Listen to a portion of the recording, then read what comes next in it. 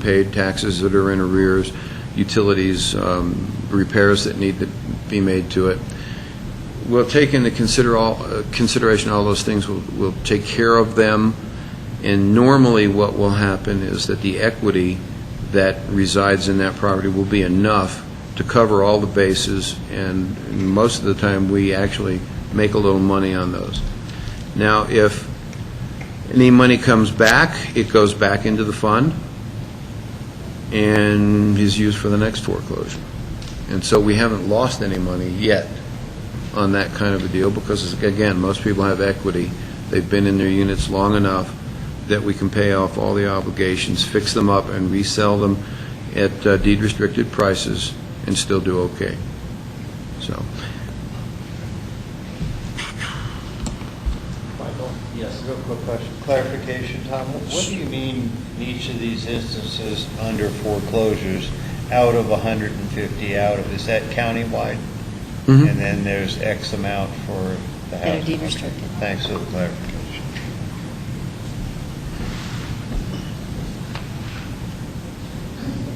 I'm just looking at my outline here, make sure I'm on track. As I had mentioned, we have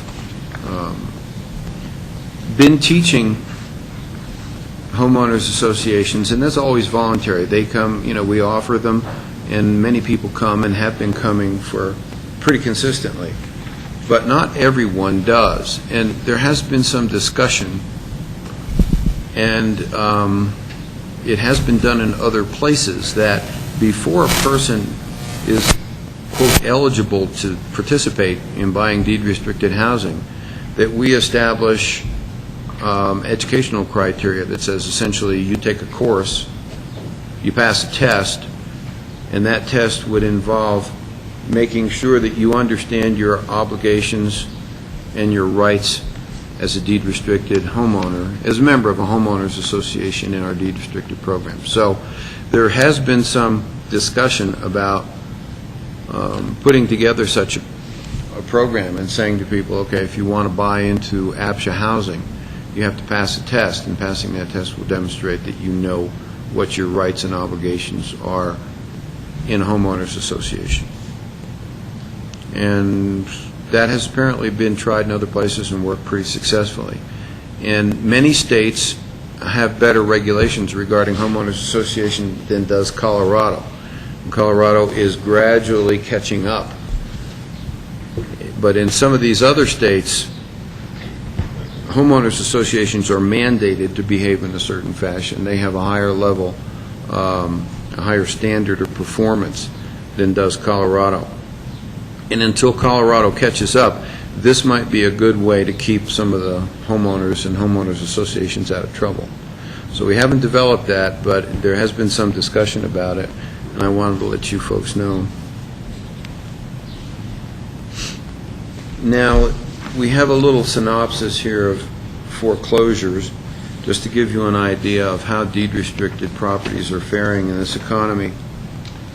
In 2009, out of in the county of Picken County, we've had 150 foreclosures. 7 of them were deed restricted, and that's 4.7%. In 2010, the county experienced 144 foreclosures, 3 of which were deed restricted, for 2%. One of those was purchased by the city of Aspen, resold in 2011. The other was purchased by APSHA and resold. Additional revenues were, in other words, we had profit in each transaction that came back to those funds. In 2011, we had 113 foreclosures in Picken County, 3 of which were deed restricted for 2.6%. 2 were purchased by APSHA, 1 of which was sold back to the owner, and the other sold through a lottery. Revenues were realized in both cases. The other was retained by the owner, and I have to admit I didn't catch up with you on that one. He was able to buy it back from us. So we tried to work with the owner to see if they can actually get some type of refinancing so that they can stay in their home, if there's any possible way that we can do it. We don't want to make somebody homeless. And we were able to do it with this one. This person was able to get personal financing and buy it back from us. Oh, I remember that. That was the one that took so long. No, that one that took so long was one that we ended up actually selling. Okay. Thank you. You're welcome.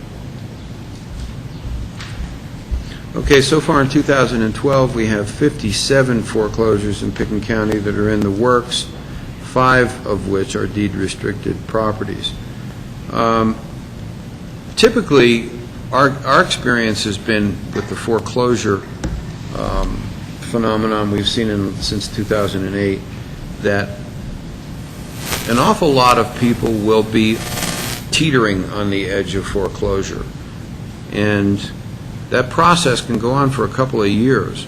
We look at those notices every week. We monitor them to see which of the deed-restricted ones are moving closer to actually being foreclosed on. And many of them cure. Some of them will declare bankruptcy to stop the foreclosure procedure. But in any event, we are monitoring all of them that are going on to see which ones are going to eventually cure or eventually become a problem that we're going to have to step up. And we've set up a protocol with the city that normally we will find out, I'll give you an example. Normally on a Monday at noon, we will find out whether the property is going to be sold on the courthouse steps at Wednesday at 10 o'clock. And so we don't have much time to act. And the protocol that we have set up enables us to move quickly.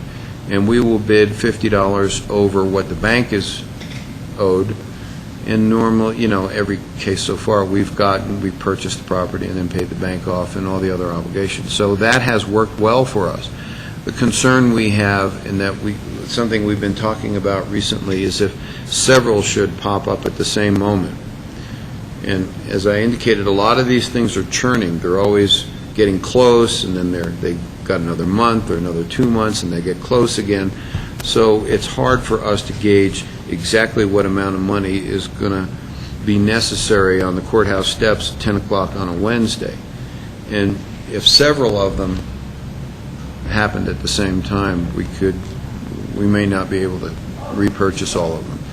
And normally, what happens if we don't purchase them, then the bank purchases them, they can sell them on the free market. And we lose those units to the free market. We are concerned about that. We don't want any of those turning over in that fashion. And so that's one of the reasons we're exploring whether we can use the board's money or setting up mechanisms to use the housing board's money to add to that.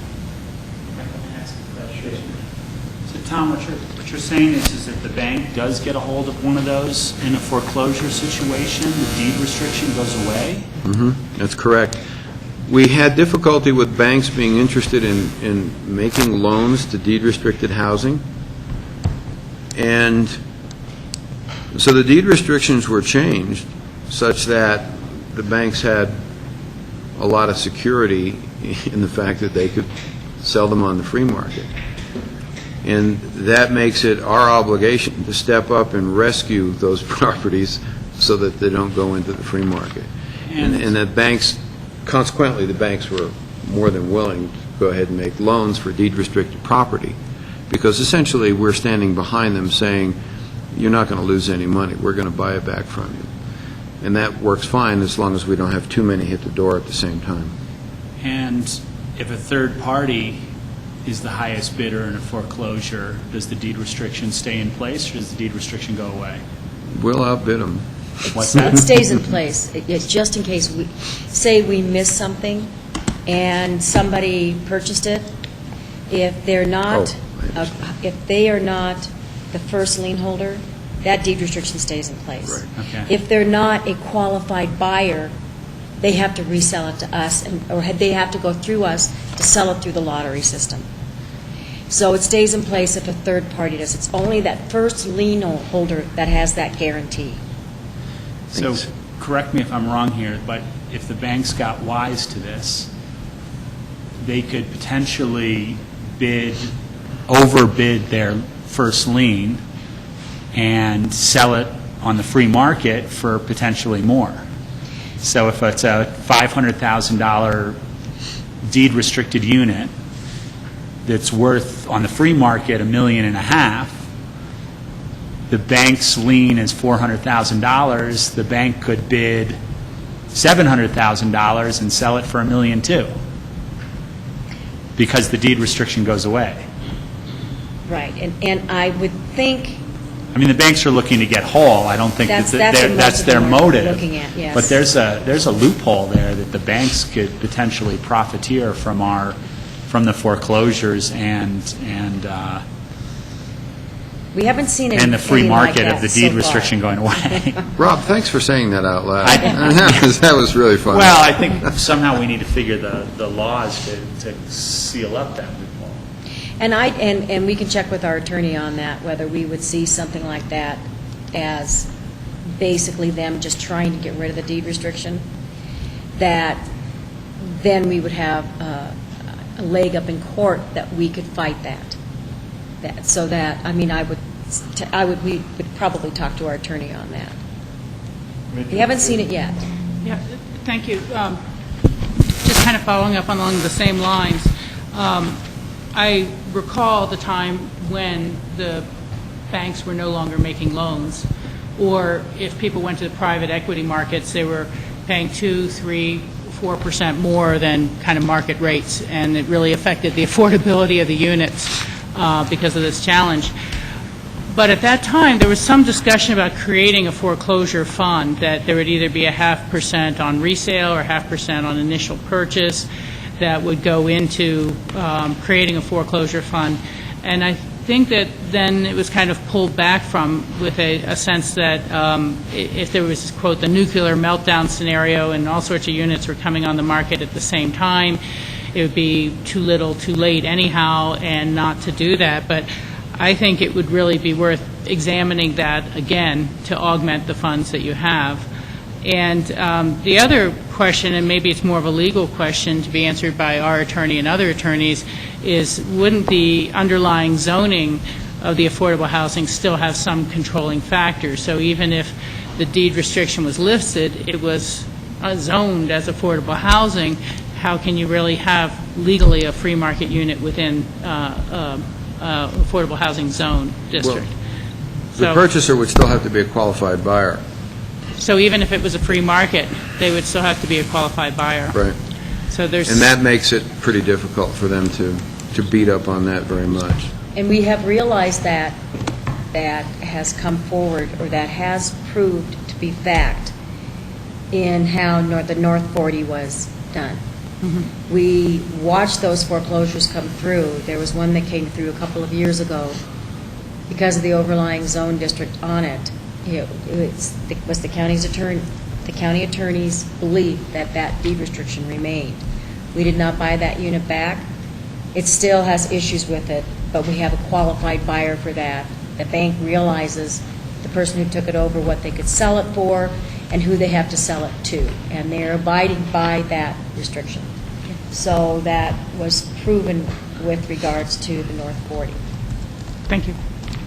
With regards to the other fund, we used to call it the Fannie Mae Fund. Mm-hmm. We used to collect, and I believe it was 0.5% of the loan amount. And we, from the time I started working for the Housing Authority in 1992 to about 3 or 4 years ago, we'd only collected about $80,000 in that fund.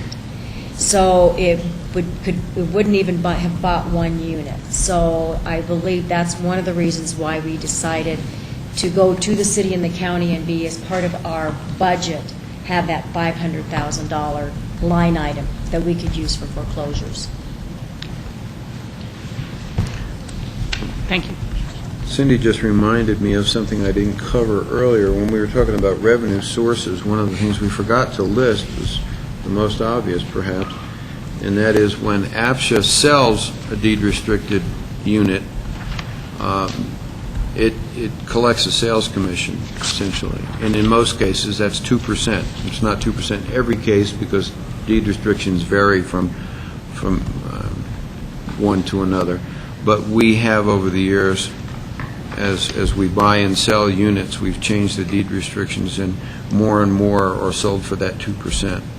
So the 620, or the operations arm, our office in town, generates an awful lot of income through that 2% sales, which lowers the subsidy that the county and the city has to pay us.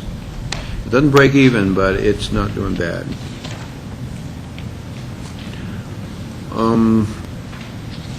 Jumping over to rental units, we have 1,314 units, or 1,314 units. We have several different types of rental. We have long-term, we have seasonal, we have some long-term housing that has a senior priority. Some long-term housing has an emergency priority, emergency service provider priority. And then we have 1, 2, 3, 4 tax credit properties I can think of, 2 of which we manage, and 2 of which are managed by others. And so the tax credit properties that are managed by others would be the Maroon Creek Club and Burlingame Housing, Inc., BHI. Okay, those are, there's BHI is not, I'm mistaken on that. It's just Maroon Creek Club is also an enclave for tax credit. And our long-term housing, we have had a very good track record with. Even in these difficult times, we have been able to turn over those units very quickly. And so even though the market is a little scary, we have a vacancy, it gets filled pretty short order. We get into the unit, we rehabilitate it, clean the carpet, paint the walls, patch the holes, change the locks, whatever we need to do, and then we put it on the market and we sell it very quickly, or rent it very quickly. The seasonal housing, Maralt in particular, is where we have a problem. We also have seasonal housing at Burlingame, BHI, and we have seasonal housing at Aspen Highlands. We have some dorm units, which are managed by other entities, private entities. Maralt has been difficult, and Maralt has a problem. It's going to go into the red next year, and that is the result of not filling it up. In the wintertime, when we're used to having 100% occupancy at Maralt, and we have for many, many years, there have been a couple of years when, last year and this year in particular, when we've been lucky to hit 50% occupancy. And so our revenues are significantly down, and Maralt requires pretty heavy, in the 90s for occupancy for us to work the numbers out really well. And so this is where we're going to have to take that issue to the City Council to see what we can do there, because we still have obligations with regard to maintenance and taking care of the property. We can cut back to some degree, but we need to put new roofs on the buildings and do some critical things of that nature, which are going to require money. And the rental revenue is not coming in to the degree we need to support that. So unless those circumstances change and we start filling that property up in the wintertime, Maralt's going to be a tough property for us to manage. Moving on to, and Burlingame Housing, Inc., which is operated by someone other than APSHA, is also having some challenges filling their units up, but their units are newer and have full kitchens where Maralt does not, and so competitively they tend to fill up before Maralt does. Maralt seems to be the last seasonal housing enclave to fill up. We have senior priority that exists at Aspen Country Inn. And the senior priority runs in several levels, and I might let you get into the levels of it. But essentially, if we have a vacancy at Aspen Country Inn and we advertise it, we'll get a list of people who want to be considered for it. Normally what will happen on our rental forms is that when somebody wants to rent a place, they'll come in, they'll fill out they'll fill out their name on a list, and we go through the list after the marketing period ends, and we see who has the the longest work history in Pickens County, and the unit will be offered to that person. The exception to that would be if the person had an emergency service priority or a senior priority. In those cases, the person with the longest work history might not get it. Our senior priority trumps our emergency worker priority, and so that's kind of the order in which they work. If you have your regular person working, then you have your emergency service worker who has the next level up, and then the senior citizen priority, if you will. And It's so, only at ACI. and that's only at Aspen Country Inn, and that's a 40-unit property, which is open to anybody. And so any worker that's qualified can apply for that housing. But if you're competing against the senior citizen, they will get the unit.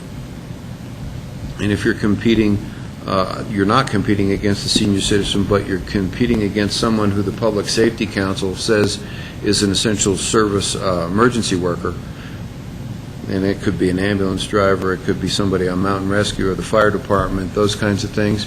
If the Public Safety Council sends a letter to us saying, yes, this person is a qualified emergency worker and we would request status, priority status, they will get the unit. So there's a little bit of a complicated process there because APSHA's not in a position to gauge whether or not that emergency worker has value in the Public Safety Council's eyes. And so we let the Public Safety Council sort through those applications and forward the ones they think are worthy to us. And we don't see too many of those, but every once in a while one crops up.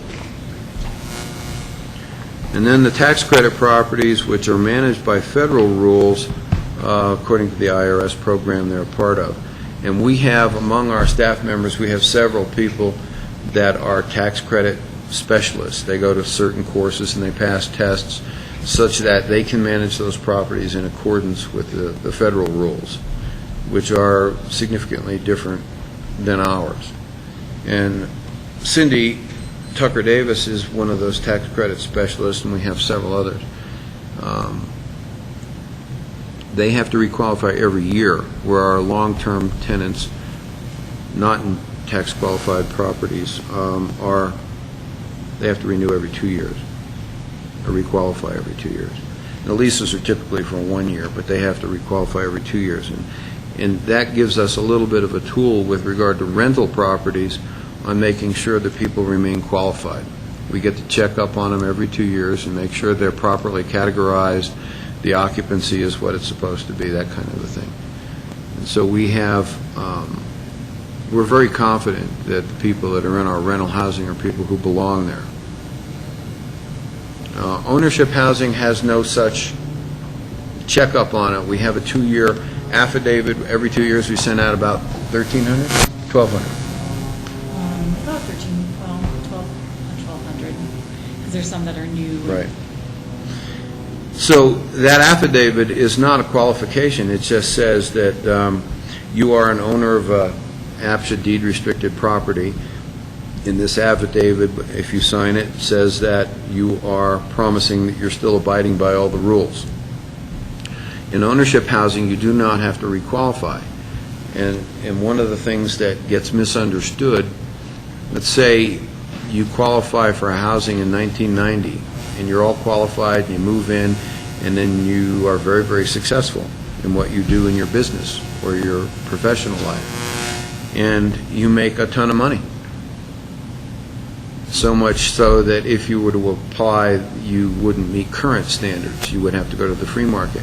You're not forced to move out. So there's no penalty for being successful. If you're in deed-restricted housing and you win the lottery, you can still stay in deed-restricted housing. That's the way the rules are written today. Tom, we have about a half hour left, and I'd like to leave some time for the commissioners to ask questions. Sure. I'll start cruising through. With the properties that we have in our rental inventory, you probably already aware, 2 of them will sunset. In other words, for instance, at Castle Ridge, the deed restriction goes away in August of 2032. That's 80 units of rental housing that can convert to free market. In Centennial is a large project, part of which is ownership units and part of which is rental units. The rental units are managed by a separate entity other than APSHA, and they can convert to free market 21 years after the death of the last county commissioner that approved the project. Now, I don't know why it was written that way, but at that point in time, a variety of contracts and agreements were written that way. And there are currently 3 living members of that board, and when the last one dies, 21 years after the last one dies, they can convert to free market. That accounts for 148 rental units that will be lost to the program, unless something else happens. With our rental units, we do manage 346 of those units ourselves. We have a maintenance team and a management team that does that.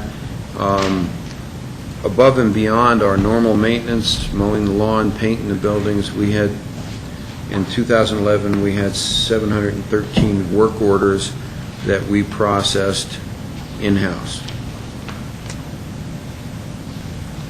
Okay, we have other projects. As you well know, Burlingame Phase 2, which is a city development, is not a lottery process. Unlike most of ours, it's not being run through the lottery. There's a whole different pre-sales program that's being worked out there, and the city's doing that to be very careful that they measure the demand for the units very carefully, such that we do not overbuild or underbuild, but we try to hit that nail right on the head. And this program asks the prospective buyer to take some risks and to step up and put some money down. And in doing so, working with the city as a partner, if you will, they are helping the city make sure that they manage that demand and build the right number of units. And so, as one of the benefits, there's no lottery. Those people that participate, when that housing is built, will be able to get into it. So that's a little different than anything that's come before, and I thought I'd mention that that's the reason. APSHA cooperates in an awful lot of environmental programs. We probably don't make very much noise about it. Most of the departments don't. We replace our appliances with Energy Star units. We put a destratifier in the boiler system at ACI. We replace lights with fluorescent lights. We do insulating shades. We have low-flow fixtures that we're going back. We just put 100 more low-flow fixtures in our units, both for showers, sinks, toilets. We do recycling. We do a whole variety of things to start paying attention more to the energy and the greenhouse gases we generate as part of the city's Canary Initiative. And we have some other goals that are included in your packet with regard to our climate action plan. So we have that in mind at all times. We've been doing a pretty good job. One of the things that was significant for us recently, and we started this last year, is many of our rental units included utilities in the rent. And we were having a significant number of people who would leave their windows open in the wintertime and run their boilers full tilt boogie. And so we could not control the number of BTUs that were being burned out. And what we've done is converted those units where we have separate metering, which is a significant number of them, and we've taken the utilities out of the rent, and the renters are now paying their own utilities in most of our units. That gives them a clear message. You can squander it if you choose to, but you're going to pay for it. It's not built into the rent. Other people aren't subsidizing your bad habits. One of the other projects we've got going, as you can see down there at the bottom, is we have a cash in lieu study, which is going on right now. One of the mitigation opportunities for developers is to pay cash in lieu, and we haven't studied that in a very long time. There's a consulting firm out of Boulder called RRC, which is currently studying that problem. or that issue, and we expect their report to be final by the end of August. We also have a housing summit that we're participating in. The city is sponsoring that. I know the county is going to participate, and APSHA is participating as well. You can see in here we've got a variety of educational programs we do. We've done the legal insurance programs, the governance programs, and the capital reserve programs that we've invited all the homeowners associations to attend. They've been well received. And we could go down this list here that we have of misconceptions in affordable housing, but I think you folks understand those issues. We could forego that for the moment and let you go ahead and proceed with questions if you'd like to go that way. Yeah, I think that's the best Okay? course. Thank you very much, Tom, for that presentation. Board, do you have questions of Tom?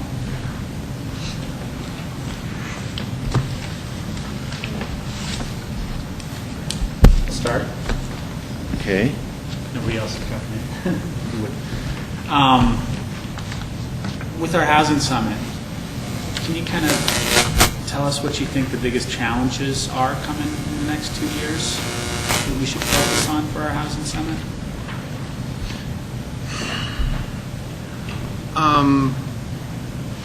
That's a good question. I could refer that to Barry, who might have a different perspective from his point of view, but I'd say, to make sure that we understand our demand structure really well, and we make sure we understand whether we should produce more rental housing as opposed to for sale housing, whether we should change the deed restrictions going forward to make homeowners associations a little bit more responsible. There's a variety of things that we could get at going forward that we can't get at going backwards. I know the county's interested in including some aspect of social services and working with the homeless and disabled to a higher degree. And the enabling legislation that is in place now and the votes that were put to the public said it was for worker housing under these circumstances. And so we can't build in those social service safety nets in existing deed restricted housing. But we could begin going forward, change that program to incorporate more of those social service aspects into it. And so I think that discussion is going to be an interesting one, inasmuch as I see more interest in that valley-wide. The whole retirement issue, and then retirement perhaps with medical problems and disabilities, and the homeless population that seems to be while it's not large, we seem to have a handful of folks that stay here year-round and tough out the winters somehow. And so those are some of the things that come to mind right off the top, and I think will generate an awful lot of discussion. Michael, if I could build on Tom's comments, because I think the enabling legislation piece, that we need to be careful about how we talk about that. On one hand, we have the revenue pieces, which I think is what Tom's talking about, right. the ballot questions, generating the revenues for use and such. But if you look at the second whereas in the intergovernmental agreement between the entities, and I think this language has been consistent since 1984, the purpose of the Housing Authority, as stated, was to create affordable housing for permanent residents, persons employed in the city and county, senior citizens, disabled persons, and other population segments residing or needing to reside in the Roaring Fork Valley. And so I think there is always a vision or a purpose that was greater than the workforce housing, but that's where our need has historically been greatest. I think that's where the entities have focused their resources, and really the focus isn't necessarily to bring social services to the housing program. The focus is to understand, are there ways that we can maybe enhance our capabilities in these other areas that maybe we haven't focused on historically, but definitely for which the Housing Authority was originally conceived.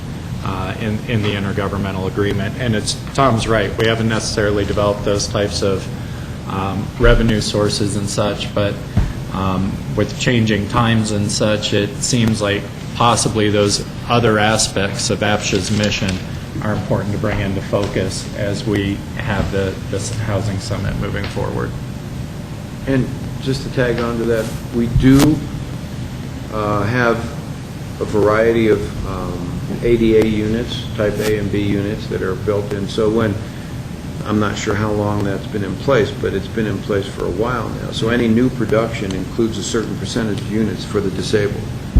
So we do have a fair number of units that are either type A or B ADA units. Yeah.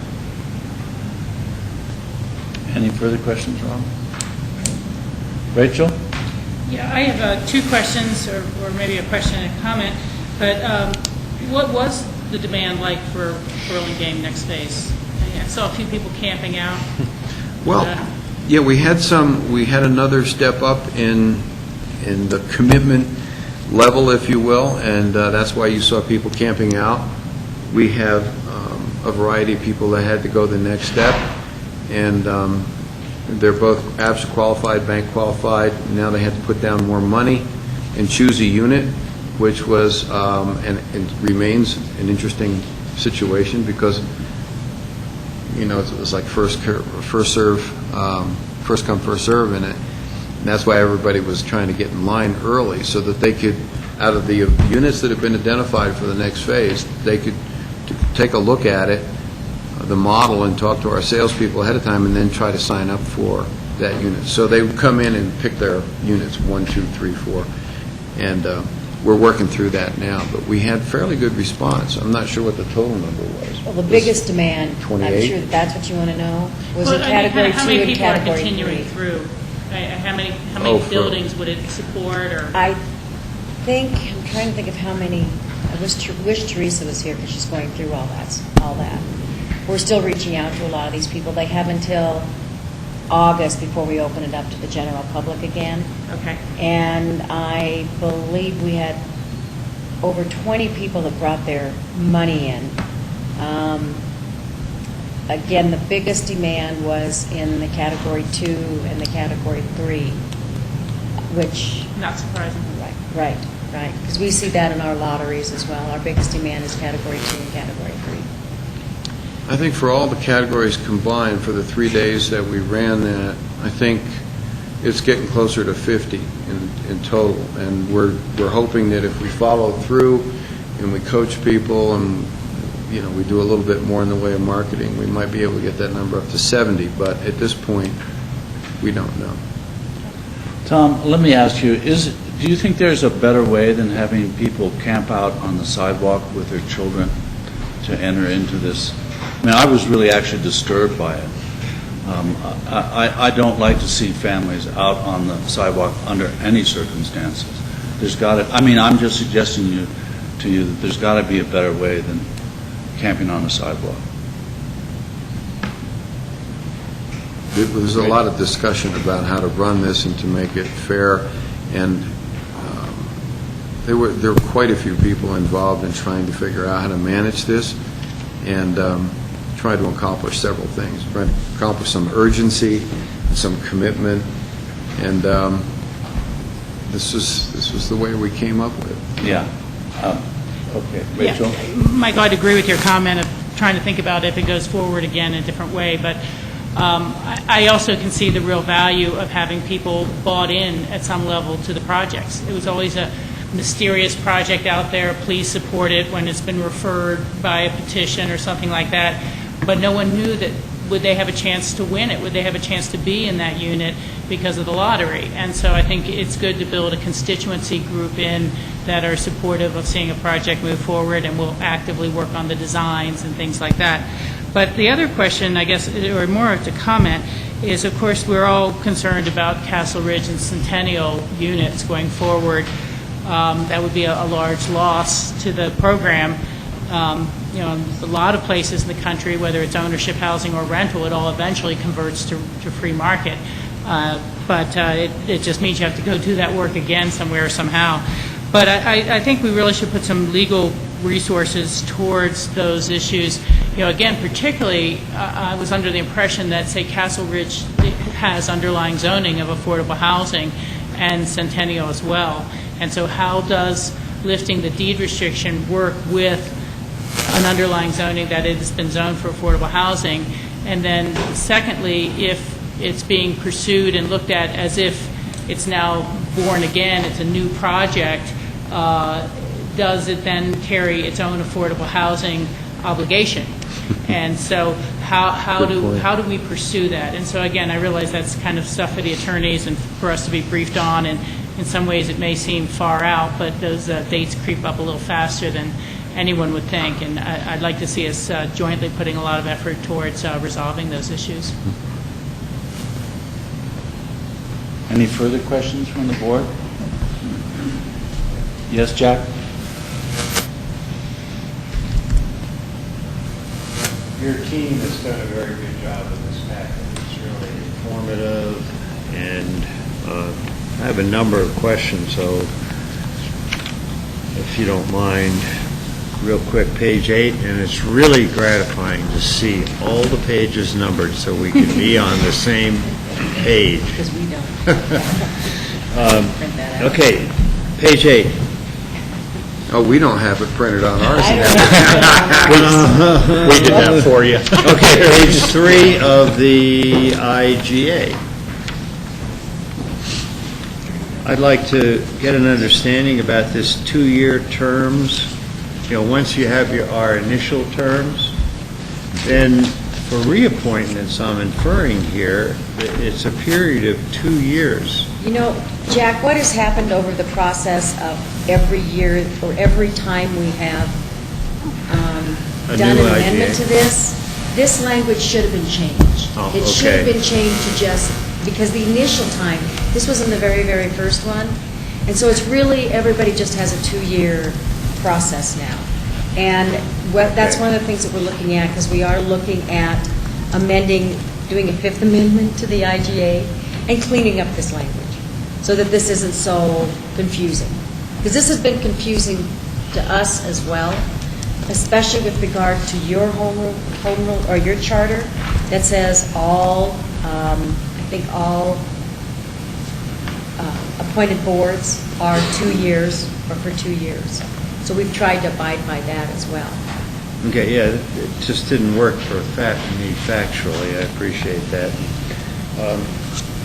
I don't know if there's a such thing as term limits, but that'd be part of a future discussion. We're working on that as well. Yeah. Okay, page 5 of the IGA, 10 of the large body of work, last sentence.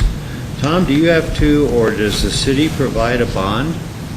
No. The sentence says the executive director shall give such bond for the faithful performance of his or her duties. No, that hasn't been required. Okay, so that's another revision. Well, just as the city may require. Yeah, as the city may require. Yeah. Page 7 or 12, 3A, I want to compliment you, or the evolution of this product, because I really like this term used, advocates. Your housing board are advocates. They're not politicians. They don't play this political game. They're advocates for a very important community asset. So I appreciate that. Page 7 or 25. Goal number 15. I'd like you to explain what this means. Buyers and sellers will agree, and it repeats that 3 different times. What does will agree mean? They've read documents and then they can sign off? Is that really what it amounts Is to? that number 17? Well, yes.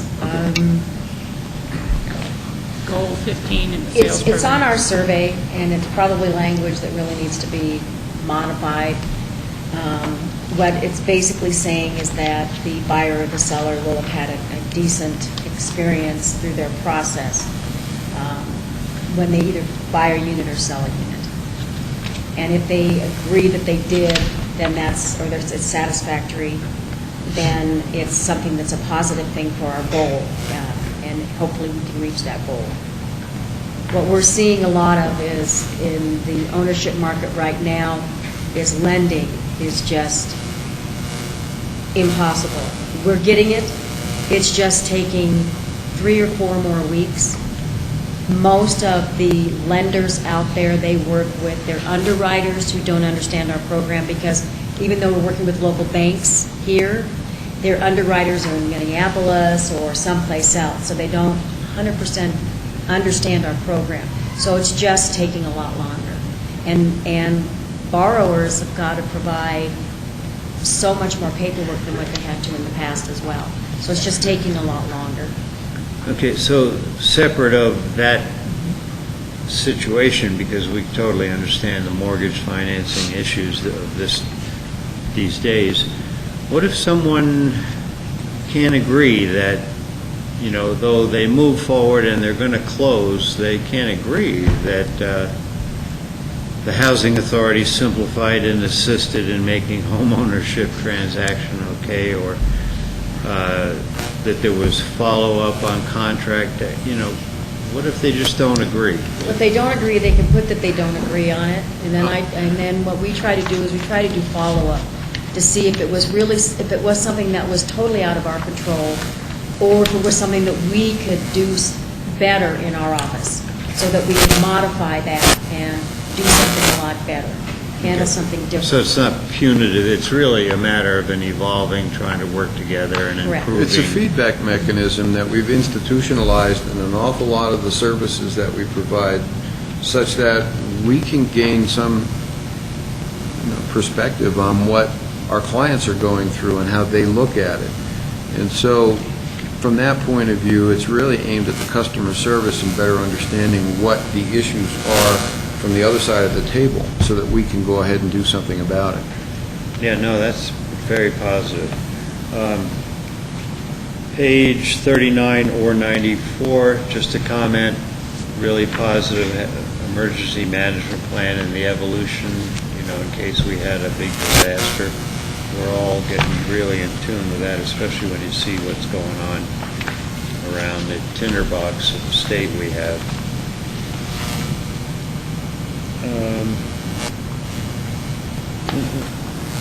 I hate to say this, but I don't know, on page 47 or 94, of 94, what is PFG Aspenwalk?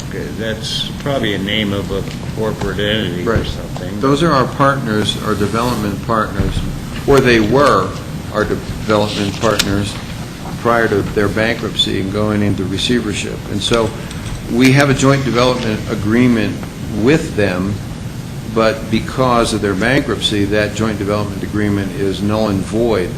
However, recent events, they were in bankruptcy, they got foreclosed on, Bank of America is now sitting in the catbird seats, they have the approvals, and they have called PFG Aspenwalk, the partners, recently to see if they're interested in coming back to the table.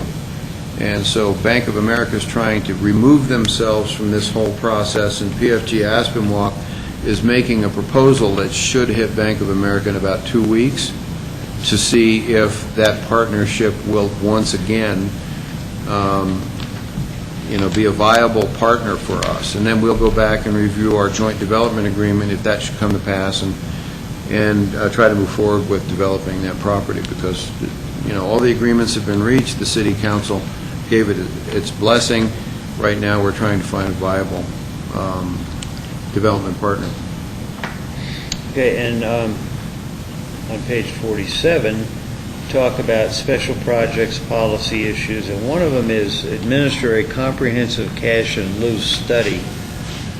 Are we looking to relax cash and lieu or something? I hope not. No. I mean, this is the just opposite way, where we really need units, not money. I mean, we always need money too, but you know what I'm talking about. It's not to relax it, it's to update it. We haven't really studied that issue in a very long time. And so the RFP asks our consultants to study the issue, the county is a partner in this as well, to study the issue from both the city and the county regulatory sides, such that the product that is developed and we can put into place to figure out what the cash in lieu dollar amount works for both entities, city and county.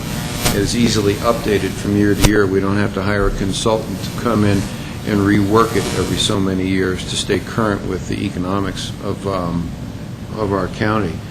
And so our partners are working on that, or the consultants, excuse me, are working on that. And I think at the end of the day, what comes down will be an accurate reflection of the cost of doing business and producing the housing, such that when we offer that as an alternative, cash in lieu as an alternative for mitigation, that it's a realistic alternative. It reflects the cost of doing business. Right on. Yes, sir. Last comment, Julie's memo about compliance, very informative. Recommendation, though, the recommendations, that's on page 61 I'm talking about. I have concern, and it will be a budget process about hiring additional employees. So that's always, a question for all of us. We'll have to have that discussion. And one other element in here, item number 3, talks about a private investigator. I don't support that under any conditions. I don't care how out of compliance people are. We ought to be able to handle it locally without getting down in another realm. Let's just leave it at that. You know what I'm talking about. Understood. Thank you. I appreciate the opportunity to make a few comments and ask questions.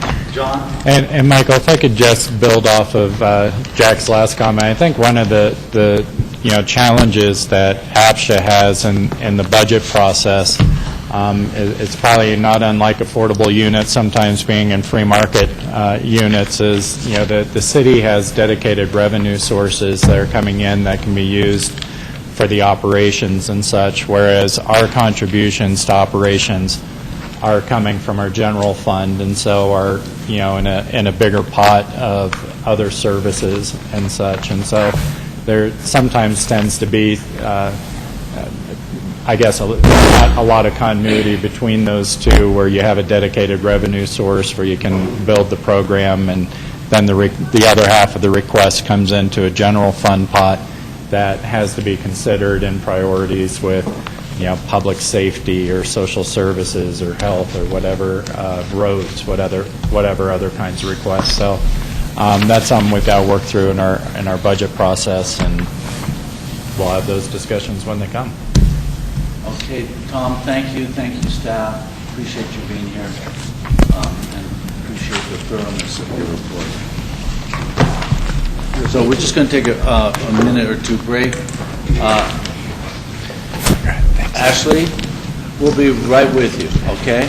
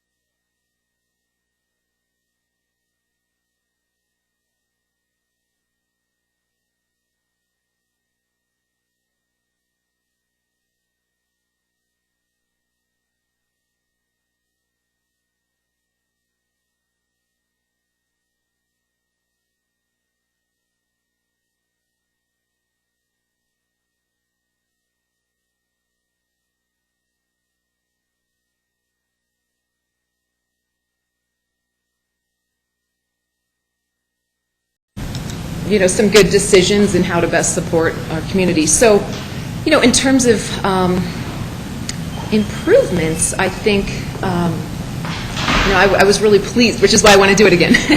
I was pleased with how it worked in doing 3 evenings in a row, just banging it out like that, while we get to read it on our own. Just worked well with my schedule personally. I have a toddler, and so it just works well as an opportunity for me to serve. Thank you. Rob?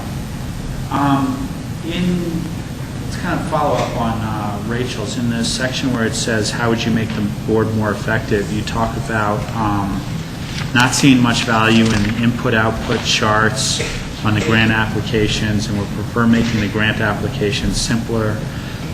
We did make them a little simpler, I believe, this year. I think we took out a couple of pages of it. And I don't know if you could elaborate a little bit on I guess, that, or if you've seen the because I was more changes thinking that about the we've process, made. but that question was more how it, that I filled out was how it affected. I happen to know a lot of people, just because I've worked in the health and human services arena and, continue to do, so, We're not that familiar with the process that you guys go through, so if you could explain that I've answer never had to little write bit. a grant. I just know a lot of people that have, and I've seen it, obviously, reading it. So the input-output thing for me, and I even heard from a PhD statistician that he's just like, I don't get it. So for me, some people love it. I don't love it. But so that was my only feedback. But I'm just one person, so I don't like that input-output thing, because I think it just forces people to create numbers and fit things into a little chart that's not necessarily there. But that's just my opinion. I mean, it worked out in so many people, they don't like it, what I've heard. So that's kind of, I was just passing that on from people I know in the health and human services. But it sounds like it has been more limited. Any other questions for Ashley? Yes, Jack? Yeah, thank you for applying again. I'm wondering, we live in a small, closely knit community. All of us in certain areas know each other, and work together in different areas, etc. Would you give us some feedback as to how you're able to separate, like when you know somebody that comes in, or you're familiar with this organization, how do you separate that from your personal involvement versus the bigger picture of community service? Yeah, that's a great question, because you're absolutely right. In a small community, and as I said, I do know a lot of people that do work at the Health and Human Services, and I've even previously worked for 3. And actually, I don't know if you know, I was asked to serve on a board, and I did for a little bit for Community Health Services, but when those guys told me it was against the bylaws, and it didn't work as well with my schedule, so I'm not on their board anymore. But and this is where I want to leave it up to you, because it has been mentioned to me by some of the staff that maybe I have too much insider information and I know too much. And so, my theory is, there can be people that don't know anything about the nonprofits, haven't experienced them, and read a grant application and just make their recommendations completely on how well the grant is written, how well it's presented, if they do the charts right, if they do everything. What I think is a positive, and you guys can decide if you agree it is or not, is that I do know, I'm a psychotherapist in private practice now. I've worked for a handful of different organizations that apply. My husband works for one, is on the board of some, so I just know a lot of people. So I'm very intimately familiar with how it works. Some of the organizations actually do what they say they're doing in the grant application. So I think that's a positive. I also do, with my husband, the one that he works for, I recuse myself. I don't vote on that one. I used to be employed at Aspen Counseling Center, but I'm not anymore, so I would recuse myself from that. So I certainly will not, I think I'm just one voice of many, so if I have an opinion on a certain organization, I can say my piece as long as, it's not a conflict. And that's why there's a committee, so that's why there's, how many of us are there? 4, 5. Yeah. And, Mitzi and Nan provide such valuable input, too, because they kind of have that, quote-unquote, insider information, too. So that's where I stand, but that's why I'm here, because I think if you guys would rather have people that don't know anything, then that certainly makes, that's the decision, the committee, or the board, that makes sense to me too. Michael, may I follow up? So,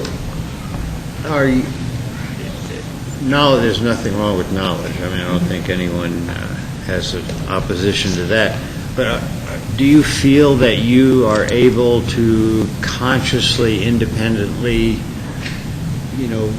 deal with each nonprofit in a abstract way at the end of the day when it comes to decision making? Oh, absolutely, absolutely. I want to be fair, and in fact, I think if anything, the ones I know more, because I think the more you know about an organization, you might know some bad things, even though you love them, So I think absolutely I would be, you do whatever you can to be like the Supreme Court judge, and just say like, what are they doing? What, but I'm human. But absolutely, I think I could be objective, and I would not be biased, and I certainly, hopefully Mitzi can report, I was never bullying anybody. I don't think the rest of the committee members, felt that way. So, I think that's the power of a committee, that it's a group, and I don't think we ever had a situation last year where it was like, 4-1. Like, it was always ended up being unanimous, or we all felt good about our decision in the process of the discussion. And so, I'm also somebody, just my personality is that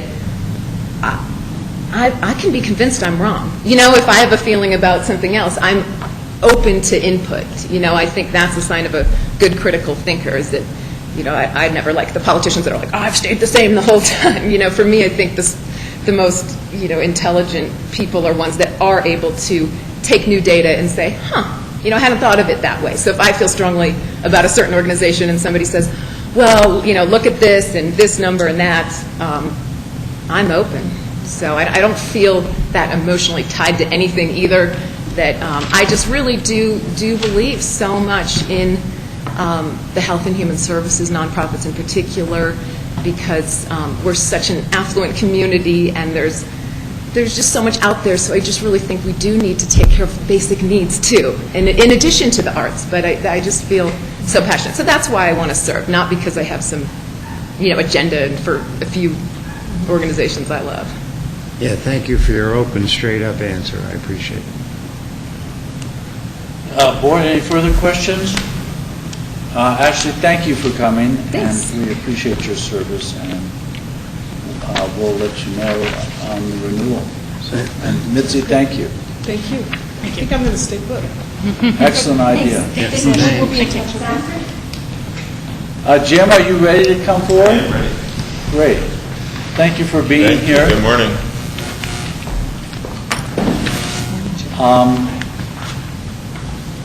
We just start off with some questions from the board. Certainly. Not a big deal. Board, questions? Rachel? Sure. Well, Jim, thanks for being here today. How are you doing? Good. And thanks for all that you do with the community. I'll start with a nice softball so you can warm up a little bit. What has led to your interest in applying for this board, and why would you like to be on this board? Because I was sort of born into the nonprofit community. My great-grandfather founded VIX Pharmaceuticals on the Eastern Plains in North Carolina many years ago.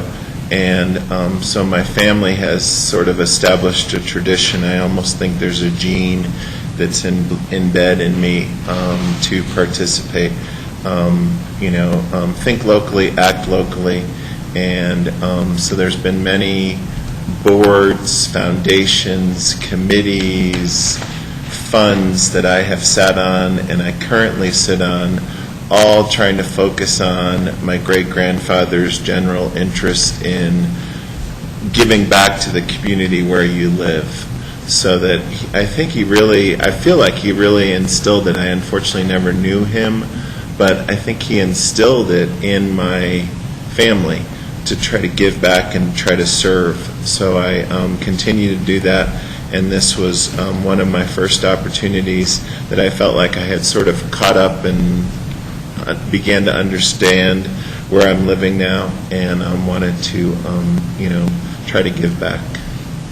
Can I do a follow-up? Yes. Thank you.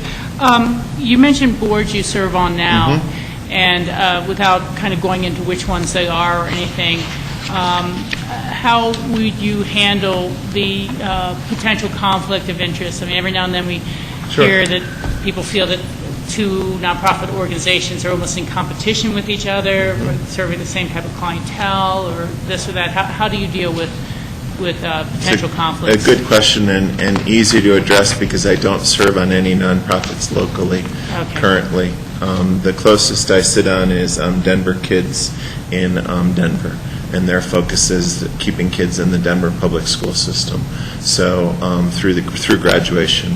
So that's the closest I serve locally, so that helps as far as a conflict status.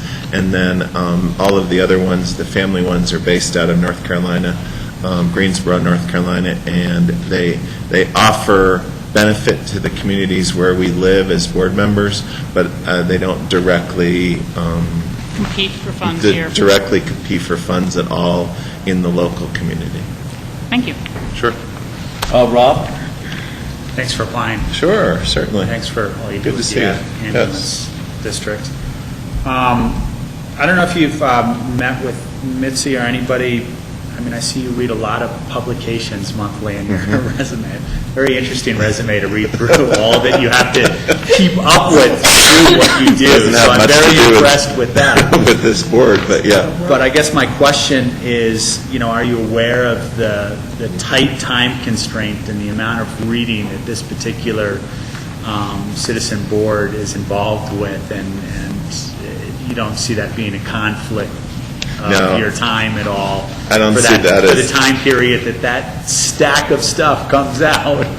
I don't see that as being a challenge. I've sort of lived there and done that before in other boards, and luckily they've gone mostly electronic, so the piles aren't quite as high as they used to be. But I don't see. I feel like you can make time for what you want to make time for, and so I don't see that as a problem. Thanks. Any further questions? Jack? Yeah, Jim, thanks, of course, for applying. Certainly. Without delving at all into your resume, because it's, and as Rob alluded to, all the publication, et cetera, there's quite a body of work. What would you specifically bring to this board? And I think that's a good question, and I think in a lot of ways somewhat of an outside viewpoint, because I am not very familiar with the board, with the structure, with the actual initiative, with the actual, and that's on purpose. I haven't really investigated it that heavily or talked very heavily about it because I want to be somewhat and bring the somewhat of an outsider's perspective. I don't have any dogs in the fight, absolutely any dogs in the fight in terms of a benefit here or a benefit here, or I know this group or I don't know this group. I feel like I could bring the outsider perspective into a lot of this. Good, thank you. Sure. Board, any further questions? Yes, Rachel?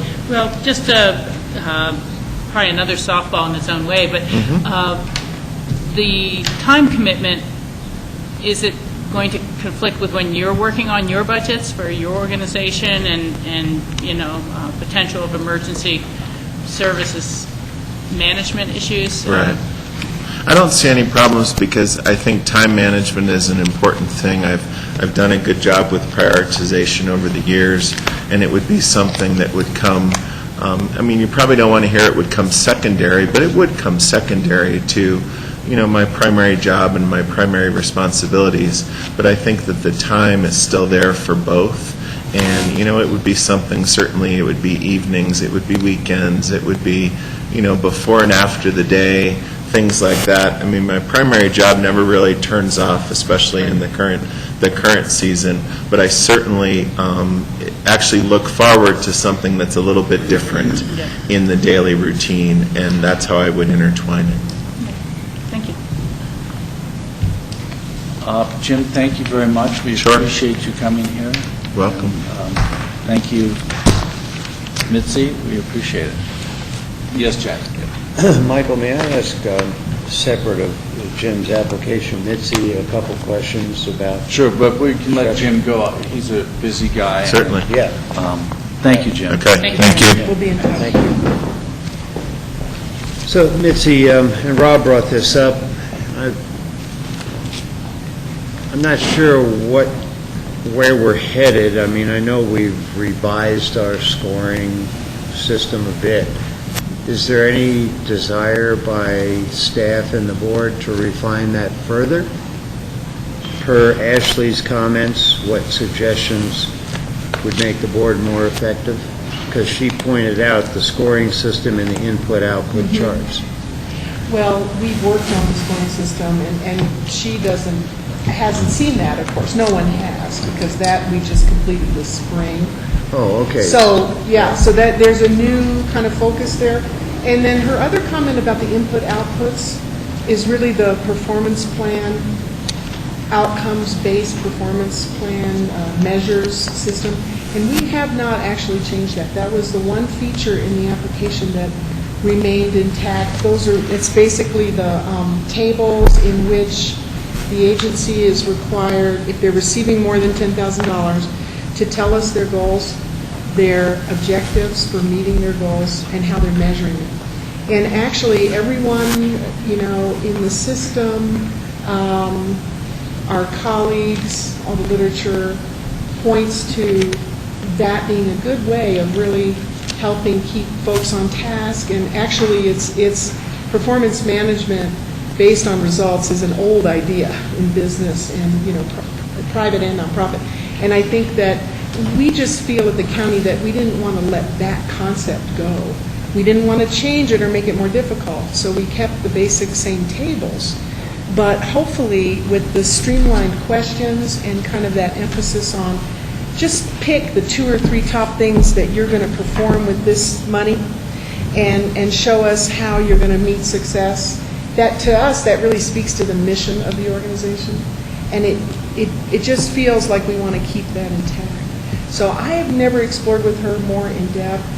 We haven't really had, a chance to really understand where she's coming from there. I'm sure there's debate in grant-making circles about how to do this, and there's different methods. But, I know that even some of the foundations locally are really working on tightening up their evaluation, and we're all kind of thinking in the same way. So we just felt it was valuable to keep that. Now, folks that are really only getting $2,000 or so from the community fund, no, they can just tell us, what do we want to do, what will your money help us do, and how are we going to see the benefit? What is the community benefit of the program that we're running with your money and other people's money? That's all we're going to ask them to do. So it's when you have more of an investment, you're receiving more dollars, that we felt that we wanted to see a little bit more attention to the detail. Yeah, well, and I appreciate both of those explanations, and having been part of the process since we invented the fund, quote unquote, collectively, I can see the value of input-output, I don't know about charts, but really performance evaluations. Right.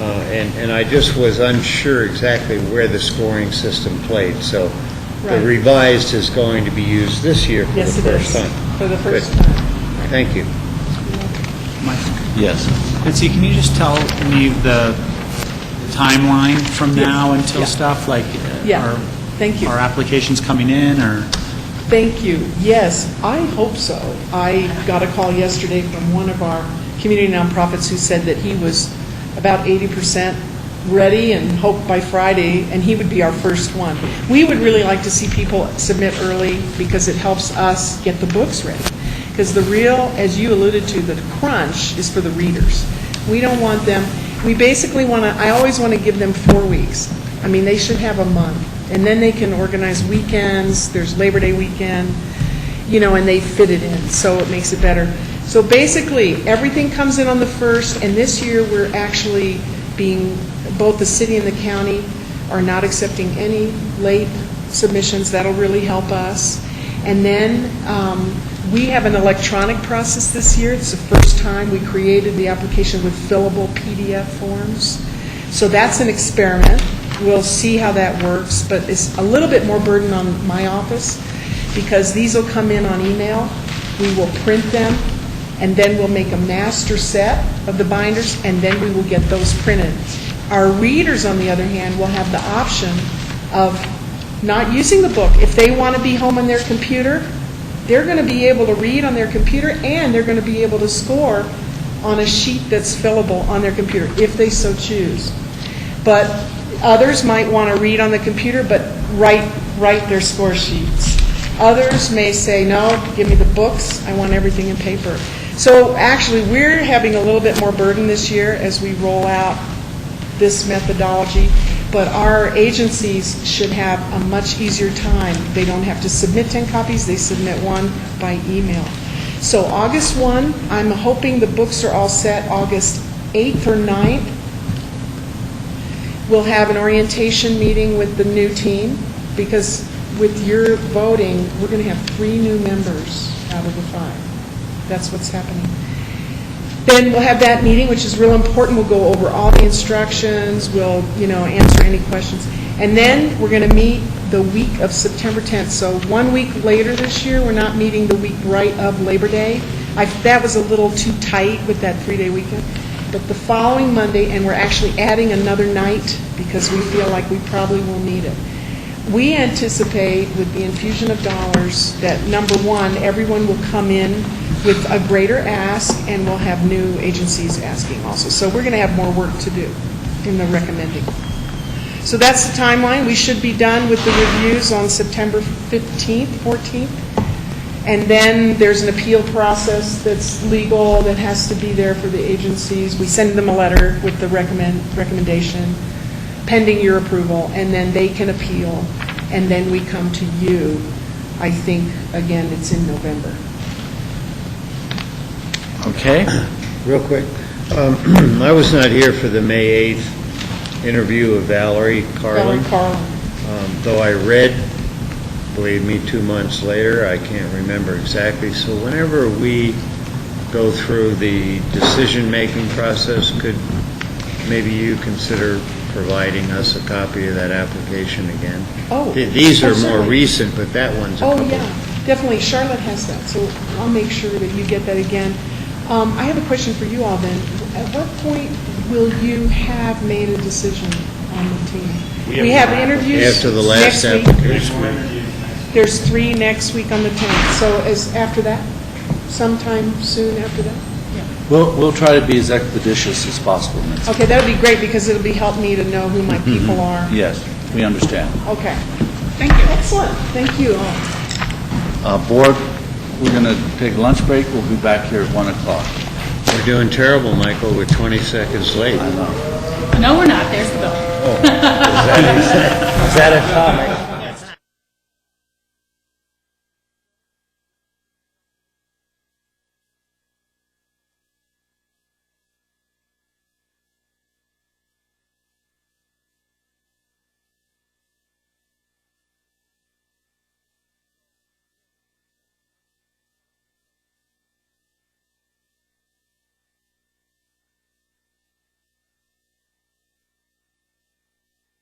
Senior Services.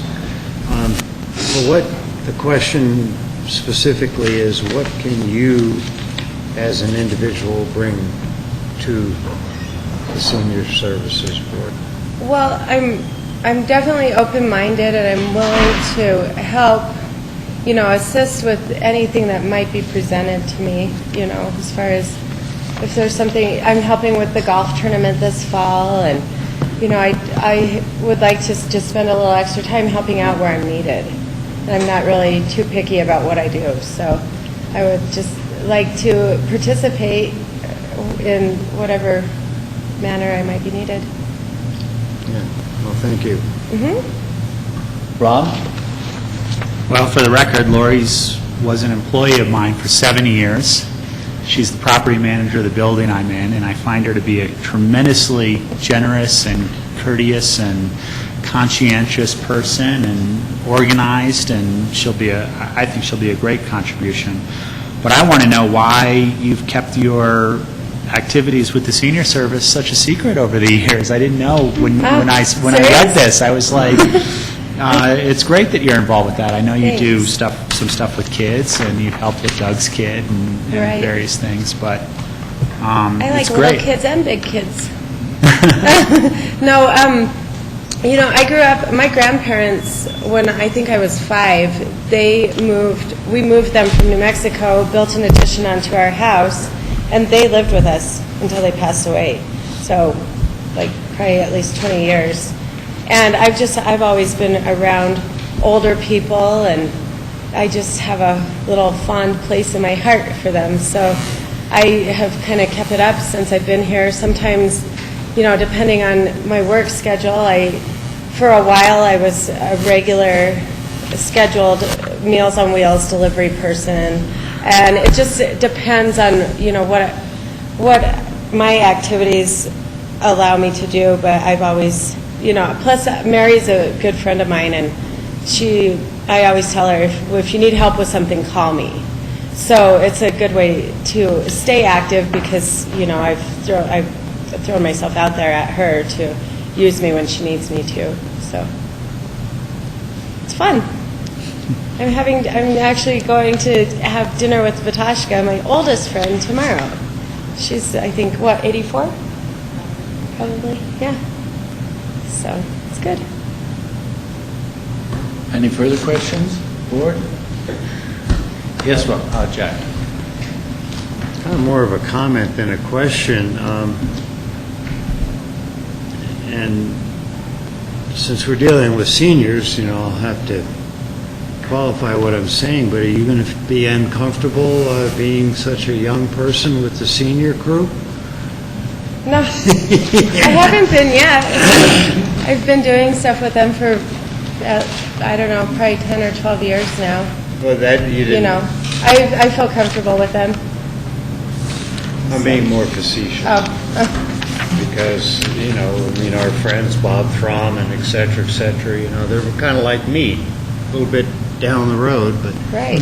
gee, you're such a young person, you're going to run them all around the flagpole. That's Bob gave great. me a ride. vice versa. Bob gave me a ride back from the golf tournament or golf meeting the other day, so that was good. He's my new driver. Just kidding. Yeah. Well, thanks for your enthusiasm. Sure, my pleasure.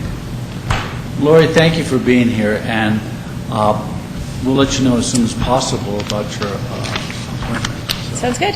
Thanks for your time. Thanks, Lauren. So, we have a special meeting scheduled for 1:15. Board, can we go ahead and start that special meeting now? Would that be okay? Is there a notice problem with starting early? John? I don't believe, because the details at times are estimated and subject to change, so I do not believe there's a posting problem. You will need a motion to go into a special meeting. I'll make a motion to go into a special meeting. I'll second that. Did you have a comment, Jack? Yeah, agenda says emergency ordinance. Do we have one before us? Yeah, there should have been an ordinance in your package yet. I think it was added to our packet and put in our box over the weekend. Yeah, well, I was there Sunday, so, good. Thank you. I somehow didn't get this. So there's been a motion and a second. Any further discussion? All in favor? Aye. So who is going to present this emergency ordinance to us? Okay, Carrington, you want to come forward, please? Chris Selden is planning to be here, but I guess he's going to be late. Oh, well, wait a minute. Okay, That may be the 115 piece. okay. Yeah. So, In terms of legal advice or... well, Chris probably drafted the emergency ordinance, didn't he? We worked on it together. We worked on it together, and if he's planning to be here, then I think we should wait until he's here. So, we're in a special meeting, but we can take a short break. Yeah, until we contact Chris. Thank you, Carrington. You're welcome.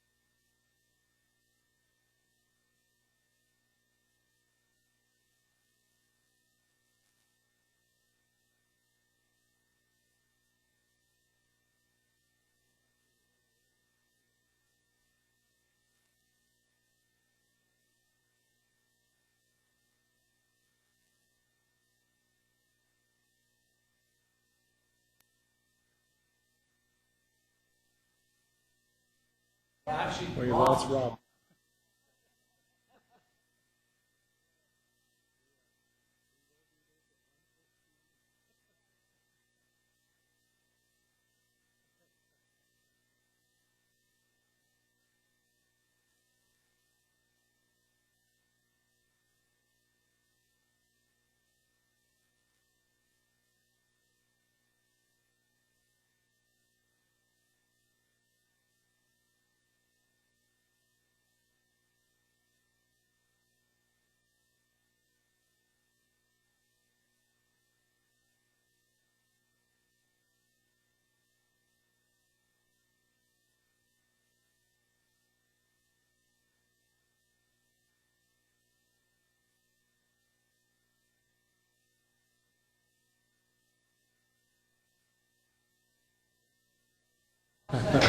Turn it on. Are we on? Thank you, Grassroots. We're at 1:15 almost exactly. Well, actually 1:11. But we're in a special meeting for an emergency ordinance, and we have Carrington Brown and Chris Sullivan from the County Attorney's Office to present this emergency ordinance to us. Gentlemen? Okay, you all have the AIS in front of you, and I would ask if you have any questions or if you'd like me to give you an overview of what it Well, has. give us an idea of what the emergency ordinance is and why we're considering it now. Okay. This emergency ordinance is in response to the governor's executive order that is a ban on open burning and fireworks. That executive order did not have a provision to make it enforceable. It was more of an order. But to have to make it enforceable, you have to have an ordinance, i.e. a law that is the next step after that executive order. Now, Pickens County has an ordinance that bans open fires, and it was published back in '96. However, that ordinance specifically excludes fireworks. This came to our attention last Friday, and it was apparent to us that, for obvious reasons, that we needed to get something in place that would basically make it possible for law enforcement in Pickens County to back up this executive order. So, hence, we have an ordinance now that bans the use, not having them, but the use of fireworks in Pickens County, and it gives a penalty, and that penalty, the penalty is upon conviction, by the way, is $500, and that is the proposed penalty. Should you all have a different idea of what you'd like to see, we could easily change that. Part of this ordinance that some people may notice is that it's good for 365 days. We'd have to renew it next year. And that is specifically due to what the state law requires. I couldn't say why, maybe politics or whatever, but so it has, I forget the exact phrase, but it expires in 365 days. Or if you, the commissioners, or the sheriff have a very clear declaration that the time of high fire danger is over. The reason it's an emergency ordinance is that usually it would take several weeks, if not longer, to get an ordinance before you, and we really wanted to have it in place before the 4th of July holiday. If I may, just a few observations to flesh out what Carrington said. The governor's executive order was issued on June 14th, and of course, given the board's, the notice and the multiple reading requirements that are typically involved for the passage of an ordinance by the board, sufficient time from the promulgation of this executive order was not available to take the board through the typical two-reading process, hence the need for an emergency ordinance. The other thing that I would just note is that the executive order specifically provides, and the statute upon which the executive order is premised specifically provides, that county sheriffs shall enforce the executive order. So the executive order contemplates the sheriff of Pickens County following through and implementing this executive order. However, we noticed in reviewing the executive order and the statutes upon which it is based, that although the sheriff could enforce the order in theory, there wasn't any penalty associated with it. So the combination of those two things, well, three things really, the timing of the executive order, the requirement that sheriffs enforce it, and then the lack of penalties associated with the enforcement by the sheriff led us to the conclusion that it would be appropriate for this board today to enact on an emergency basis an ordinance that effectively gives some teeth to the executive order in Pickens County. Chris, let me ask you, if, for instance, it started raining consistently and the weather conditions changed dramatically, then is this order still in effect, or do we have the power to put it in abeyance? Well, the executive order is an act of the governor of the state of Colorado.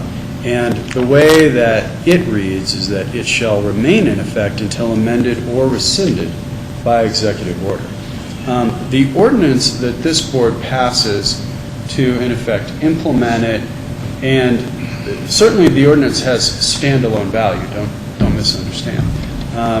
However, the board has the discretion in passing the ordinance to provide either certainly itself by passage of a future ordinance rescinding this one in a couple weeks if the board thought that it had rained enough, or the board could vest the sheriff with discretion to lift a burn ban and firework ban if it rained enough and the board wanted to vest the sheriff with that discretion. So there's a linkage between the sheriff's orders of burn ban, fireworks ban, and this ordinance. In other words, the ordinance only is effective if there is a fire ban and a fireworks ban in effect? Well, the way that this ordinance works is the board is finding, based on the extremely dry conditions that exist, that prohibiting the use of fireworks and open burning is appropriate and in the public interest. The board has the discretion to condition the passage of this ordinance on the sheriff believing that the fireworks ban should or should no longer remain in effect. So in other words, the board has the discretion to delegate to the sheriff the authority to make the call on whether or not the fireworks ban is still justified if, for example, it starts raining tonight and doesn't stop for the next 3 weeks. Or the board, as I said before, could retain that discretion and authority to itself and simply overrule this ordinance, release this ordinance by further legislative action in a future meeting. Okay, any further questions from the board? Yes, Jack? So this is an either-or, declared to be ended by the BOCC or the Pickens County Sheriff, so it does not require a legislative action by us. Is that what you're saying? Well, what I'm saying is that if the board wants to, the board can, and the board has under the terms of this ordinance, and we're looking at under the now therefore be it ordained language in subparagraph B, it says the use of fireworks is prohibited in Pickens County from the date of the enactment of this ordinance, which would be today because it's an emergency ordinance, it would be effective today, for 365 days or until the declaration of high fire danger is expressly declared to be ended by the BOCC or the Pickens County Sheriff. So you essentially, either you or the sheriff as it's written now, can decide that the fire danger no longer justifies the fireworks ban.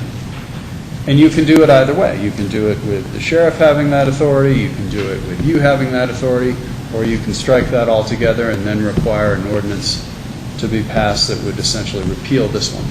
You have a lot of flexibility and discretion in how you want to fashion it. We fashioned it so that, as it is now, either the BOCC or the sheriff has the authority to lift the ban. Yes, Jack? Yeah, well, I'm certainly supportive of the action and the form of an emergency ordinance, because it's critical. Obviously, we know the state of the natural environment out there as far as dry and heat. A couple questions, though. How do we arrive at $500? Is there any precedent for that? Do we have any other? I can answer that. A couple ways, Jack. I checked with other jurisdictions to see what their penalties were, because we're not the only jurisdiction going through this. I also looked at the Pickens County code to see what various other penalties are, and I talked to the sheriff, and we concluded that $500 would be reasonable. A Class 2 petty offense, the maximum amount is $1,000. So we concluded that $500 was reasonable based on all that criteria. Yeah, well, with obviously that recommendation and the research, I'm going to support this as proposed. My last question is for Chris. Chris, the governor's, is that, I mean, you might have mentioned this, so I apologize if I'm being redundant, but is the governor's order for 1 year, or is it until he rescinds it? The governor's order is in effect until he rescinds it. Until what? Until he rescinds it. Oh, until he rescinds it, okay. Because I'm a little concerned about the 365 days. I mean, we have plenty of time to take another action, but if, for example, I mean, here we are the day before July 4th, seems like we ought to do it till the middle of June or something.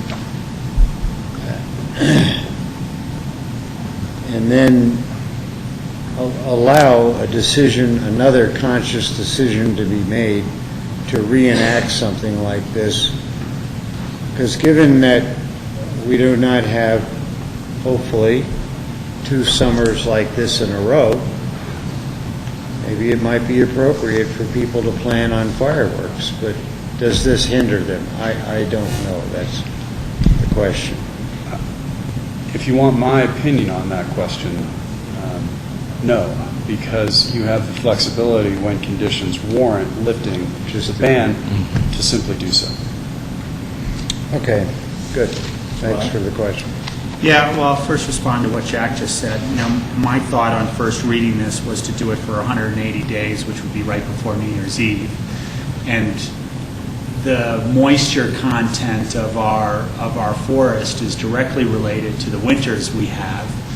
And next summer, although it may be a dry winter next summer, it's really directly related to the amount of snowfall we have, and we should be reenacting an ordinance like this anyway come June 1st if it's dry next year, because we should be getting the public content out there that this ban is on. We need to do that. But I just throw that out as my first comment. Another question about something you raised is that this emergency ordinance is an action to putting guidelines in effect to the executive order from the governor, but it only addresses one of the issues. It only addresses fireworks. It doesn't address the other issues of fire bans. I know we have a fire ban in Pickens County already, so are all of those already addressed through the existing fire ban that we have? And I'll just read what the executive order says for the general public, because I think it's really important that the purpose of the order is on open burning, which means outdoor fires, including but not limited to campfires, warming fires, charcoal grill fires, fused explosives, fireworks, and other activities that pose a significant risk to starting a fire. So my question is, are we already covered for the other things that are excluded. We're dealing with fireworks in this emergency ordinance in terms of penalties and how we enact when our sheriff's department comes across something. Are we already covered on the other elements in the executive order? Yes. Okay. The other question I had is that it's a $500 fine, and it says for each separate violation. What does it mean, each separate violation? I'll take that. We leave that to the discretion of the law enforcement involved. Okay. An ordinance written like this, we try to not micromanage down beyond just the basic direction. I have a question regarding this very matter. Well, you got to call on me if you have a question. All right, Michael, I have a question regarding the ordinance and the 360. Let me see, Joey, if the board is finished, and then we'll let you participate. Rob? Well, I had one other thing that I wanted to bring up, which is cigarette smoking. And it's something that really wasn't specifically addressed in the executive order, other than the language poses a significant risk of starting a fire. And I guess that's up for interpretation as well. I had the opportunity to hike a couple of 14ers a week and a half ago, and I was hiking out of the trail and noticing that it was about a 100-year-old forest with about 3 layers of trees down and very, very dry. And I picked up 3 cigarette butts on the way out. And, I think there's a significant risk of people smoking on our public lands. And how we can address that issue, I know it's a little different than exactly specifically what we're talking about, which is fireworks with the 4th of July coming up tomorrow. But I do think we need to address public awareness and how we address cigarette smoking in our public lands. Yes, Chris. The pre-existing ordinance, which provides the sheriff with authority to act as a fire marshal with regard to this open burning, addresses smoking and prohibits it. So. Chris, let me ask you, after now therefore be ordained in Section B there, the declaration of high fire danger is expressly declared to be ended by the BOC or the Pickton County Sheriff. Could that be amended to say ended by the BOCC or the Pickton County Sheriff upon consultation and agreement with the BOCC? Absolutely. I just don't want there to be a split authority on this. I want this to be a county-wide decision. So, is that okay with the board? So I'm seeing a nod of heads. So if we could add that language. Any further questions for staff? Yes, Rob? Well, I just proposed the 180 days to have it end right before New Year's. Because I would agree with chance that, there's except gonna- I hate to doing legislation over Christmas, and so I think, I just don't see a problem. It would sunset at that time, is what I'm... Sunset automatically? Automatically, after 180 days. Chris, do you see any problem with it sunsetting in 180 days? I think that I don't have any special expertise in the water content of vegetation in December above and beyond what the board has, so I would really leave that to your judgment. Jack, is that okay with you, 180 days? Yeah, I'm not sure. Again, we're just picking a date.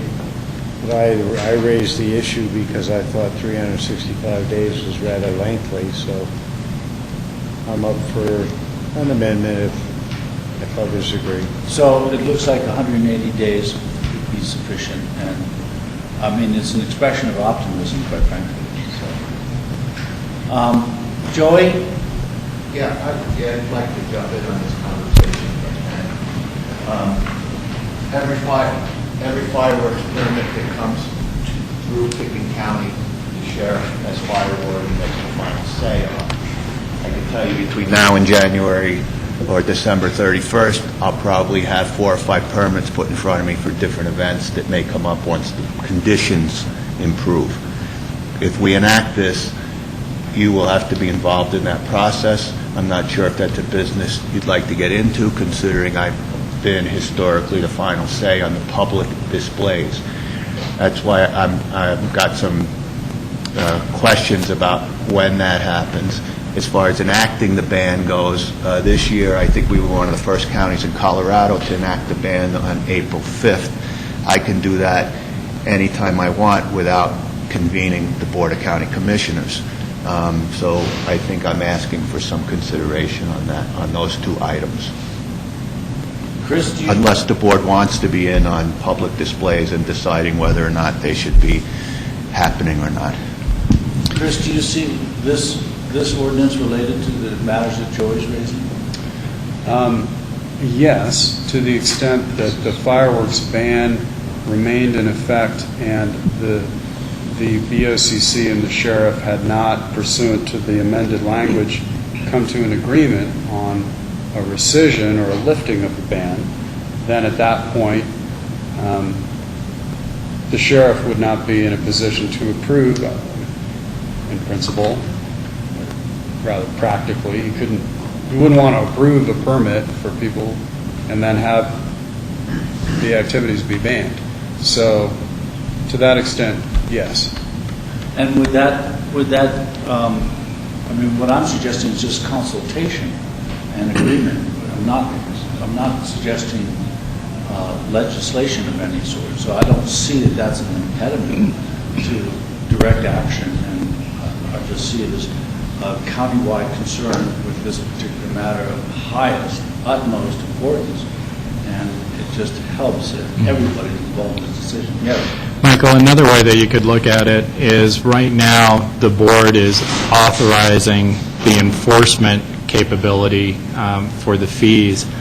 If you wanted a single point of decision-making as to when the fuel content is appropriate, right now for all other matters that rests with the sheriff. It may be that the board wants to take itself out of that particular loop and leave the question of the fireworks, fire bans, all of that to be consistent with the sheriff. And then what you guys are able to make decisions on is the enforcement capability and how long the sheriff will have that for fireworks to level fees. Okay, that simplifies it. So I'm comfortable with that after that explanation. Board? Jack? So in effect, what's the direction? Because John has clarified that this is a penalty. That's really the intent of this ordinance. But are we being consistent with what has been always the practice, that the sheriff has the authority to make that judgment call? That's correct. Yeah, and that way the question of fire ban, fireworks and such stays consistent with the sheriff. And I'm in the loop as a signator on the board's behalf on the fireworks permits also, just to be sure it's gone through all the review processes and such. So that would remain consistent. That was a previous action of the board. So, yes, Jack? Yeah, so I'm in agreement with that because I think the sheriff should have that authority. But what I would do is amend this again, just a little bit of a tweak, and say, or until the declaration of high fire danger is expressly declared to be ended by the Pickens County Sheriff, comma, in consultation with the BOCC. It's his decision, but I think we ought to be involved. You know, he can come in informally, it doesn't matter, but somehow we ought to just be aware of what's going on instead of just hearing it in the paper, for example. So I've tweaked it. You know, I agree with the authority lies with the sheriff, but we ought to just run it by the BOCC.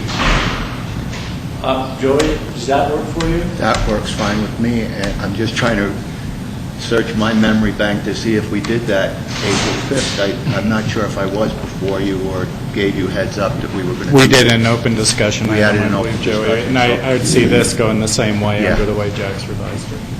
Okay. So, are you keeping up? I think I'm there. Okay. Right now, what I have in subparagraph B is 365 is changed to 180, and then the declaration of high fire danger is expressly declared to be ended by the Pickens County Sheriff in consultation with the Board of County Commissioners. Okay, that sounds good. Okay? That sounds good. Board, are you good with that? Is there a motion?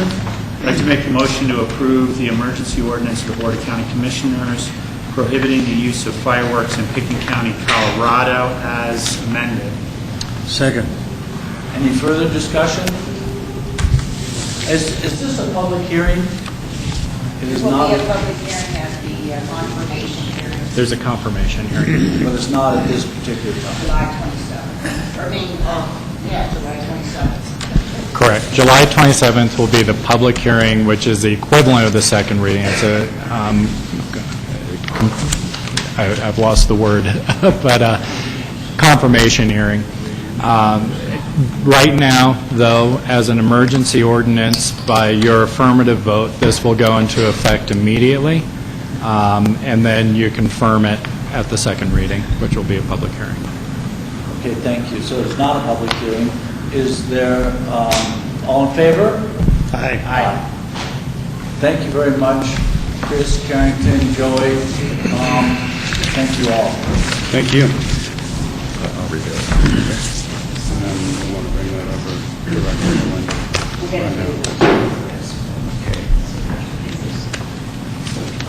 We're going to move on to memos of interest. We'll bring over an amended copy Okay. for final signatures.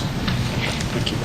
So this is not an amended copy. No, but the signature page is separate, so I can get it. Just paste it on there. Exactly.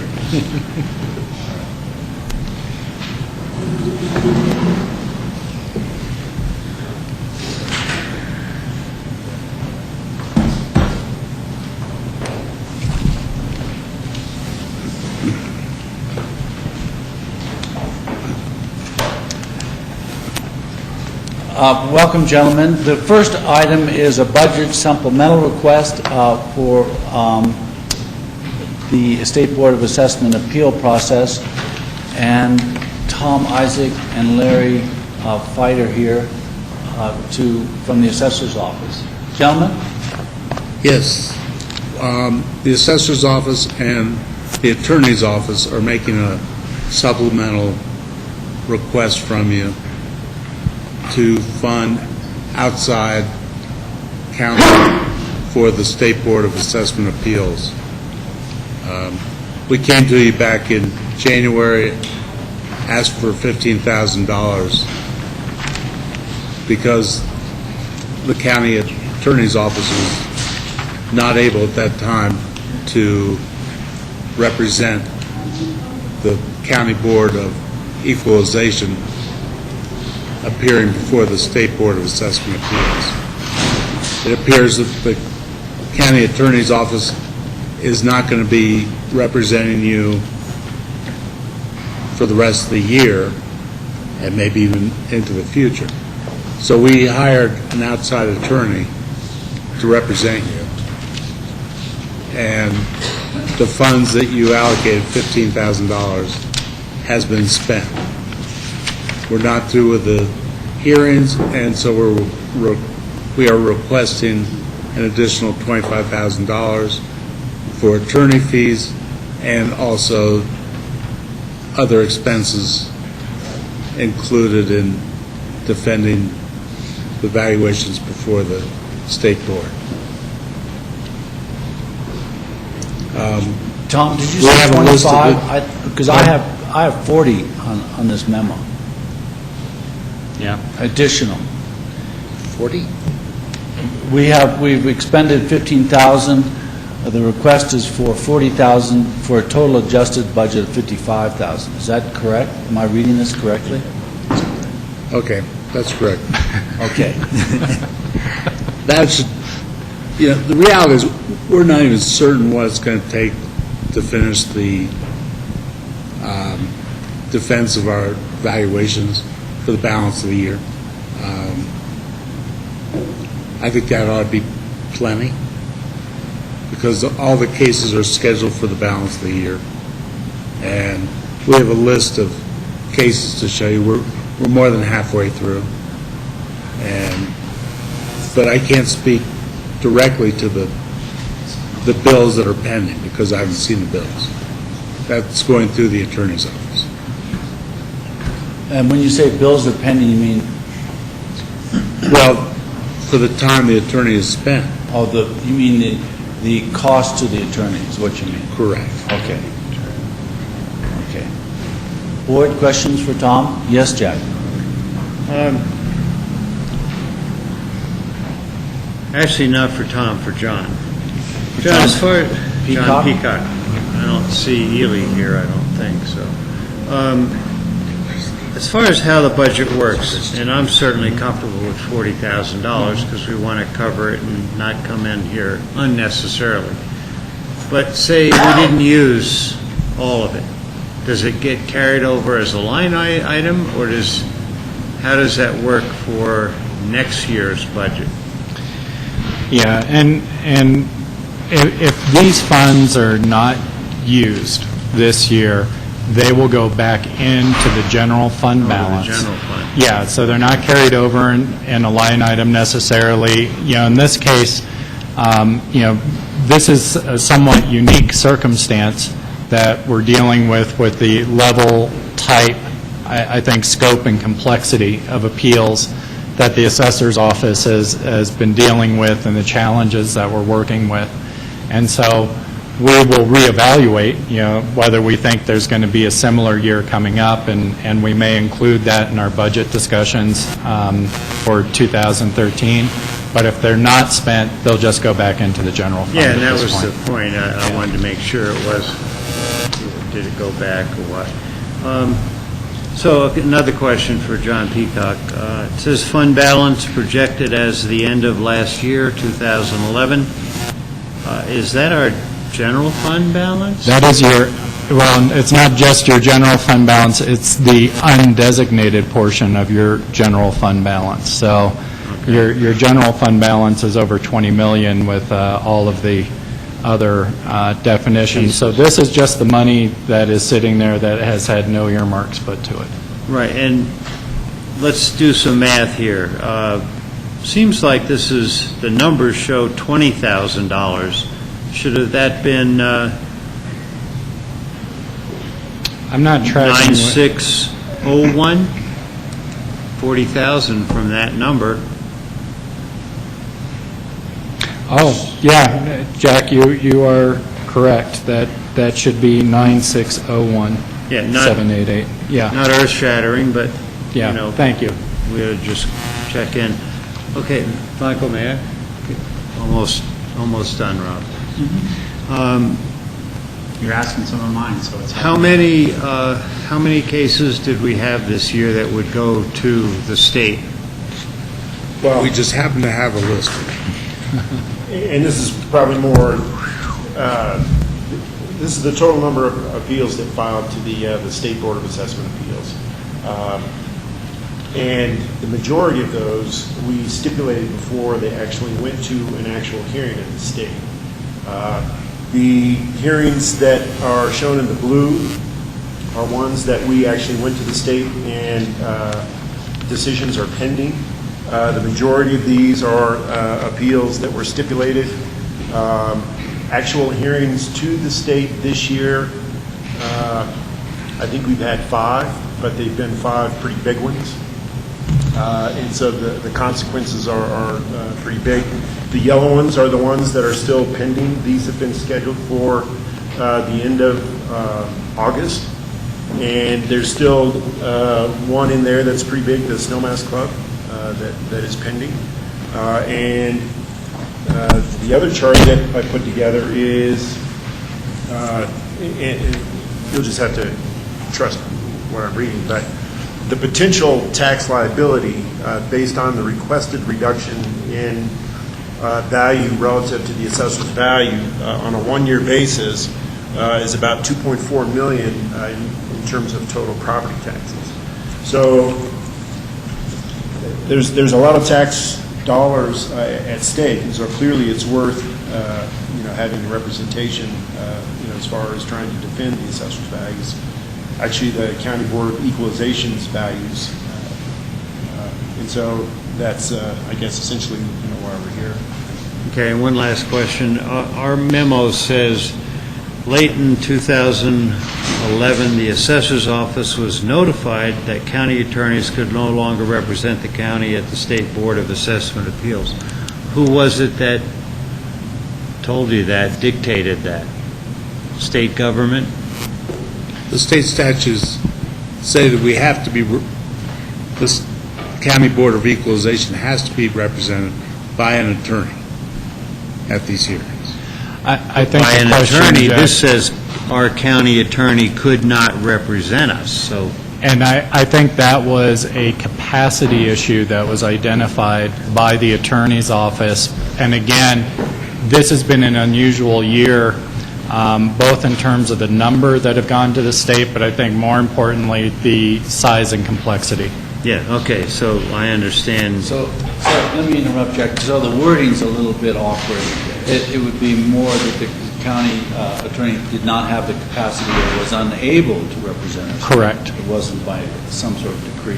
Yeah, That's thanks right. for that clarification. What I was trying to get to, make sure that the state basically didn't stick it to us and we, by some policy or rule that said, well, you've got to go hire outside counsel. It was a capacity issue. No, I'm sorry. Thank you. I appreciate the answers. So let me ask you this, Tom. When we defend these valuations, the county's share of those valuations, at least the general fund, is approximately 6%. So in effect, we're defending the rest of the 94% of those values for other entities, including the school, the CMC. Do they That's correct. contribute to that defense? Only through the Treasury fees. They pay the treasurer, I think it's 5% or something. So there is, and that's anticipated in those fees that those are essentially a reimbursement for the county's efforts to protect their value. Well, it's for the county services to go out, appraise the property, defend those values, and collect the taxes. Okay, and defend the valuation. We've never gotten any offers from No, them but to that support 5% us. in effect can Correct. be used for that. Correct. I just want to make sure that people understand that we're doing this for the community good, not just to defend our portion of the tax bill, but to defend every participant in the tax bill. The county share is a small proportion. It's a very small proportion. Correct. Okay. Just to add this morning we received very good news. We won our appeal at the State Board against the Little Nell, and there were a lot of tax dollars at risk there. And the petitioner was denied, so our value's stuck on that. Oh, thank you, Tom. That's good. So our effort has been well worthwhile. Right. On that note, may I ask? Yes. My questions have all been answered. Okay. You guys asked them all. Let's use an example. The Little Nell, we assessed at a certain value. They challenged that. Would you give us the numbers so people have an understanding of the scale? What was our Board of Equalization findings, and then what did they say the value was? The sequence of events as far as the Little Nell was concerned is the original value that was assigned by the assessor's office was essentially $67,500,000. At the CBOE level of appeal, we recommended an adjustment to $55,500,000. The original request from the taxpayer's agent was to reduce the value to $20 million. And through subsequent conversations, ultimately, when it went to the appeal, the recommended value, the value they recommended at the actual hearing was $37,700,000. And as Tom just said, we were successful in upholding the $55 million value that was assigned at the County Board of Equalization. Yeah, so we're talking big numbers. The tax liability was $173,000. Worst case scenario. Yeah, thank you. Thank you, Mike. Board? I'm in favor of this. Yep. Okay, we don't need a motion on this, we just nod ahead. Correct. Okay. Direct staff. Thank you, Tom. Thank you, Larry. Good luck. Okay, thank you. Thanks. Should we clarify, as one of the conversations that is going on, is whether we do these funds a special meeting. I'd like to make the motion to end our special meeting. As opposed to. And I'd love to make a second on that. Any further discussion? In favor? Aye. Special meeting is ended. Please have Lindy note that. We will. We did that at approximately 1:55. Well, because right now there's a question as to whether or not, for example, all one meal, we have this here.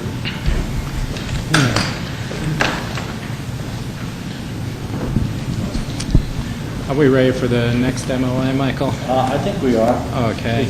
And this is the wildfire funding? This is the wildfire funding, and you have a memo in front of you that explains some of the background. In essence, we are asking for two things. The first is permission to use $10,000 from our Strategic Initiatives Fund, and you may recall that we had appropriated $100,000 for strategic initiatives. We had previously committed about $34,000 of that fund for use to continue and enhance our public outreach efforts around the wildfire season. The fire incident management team had a relatively small budget this year of $5,000 as contributed to by various entities that we've been using.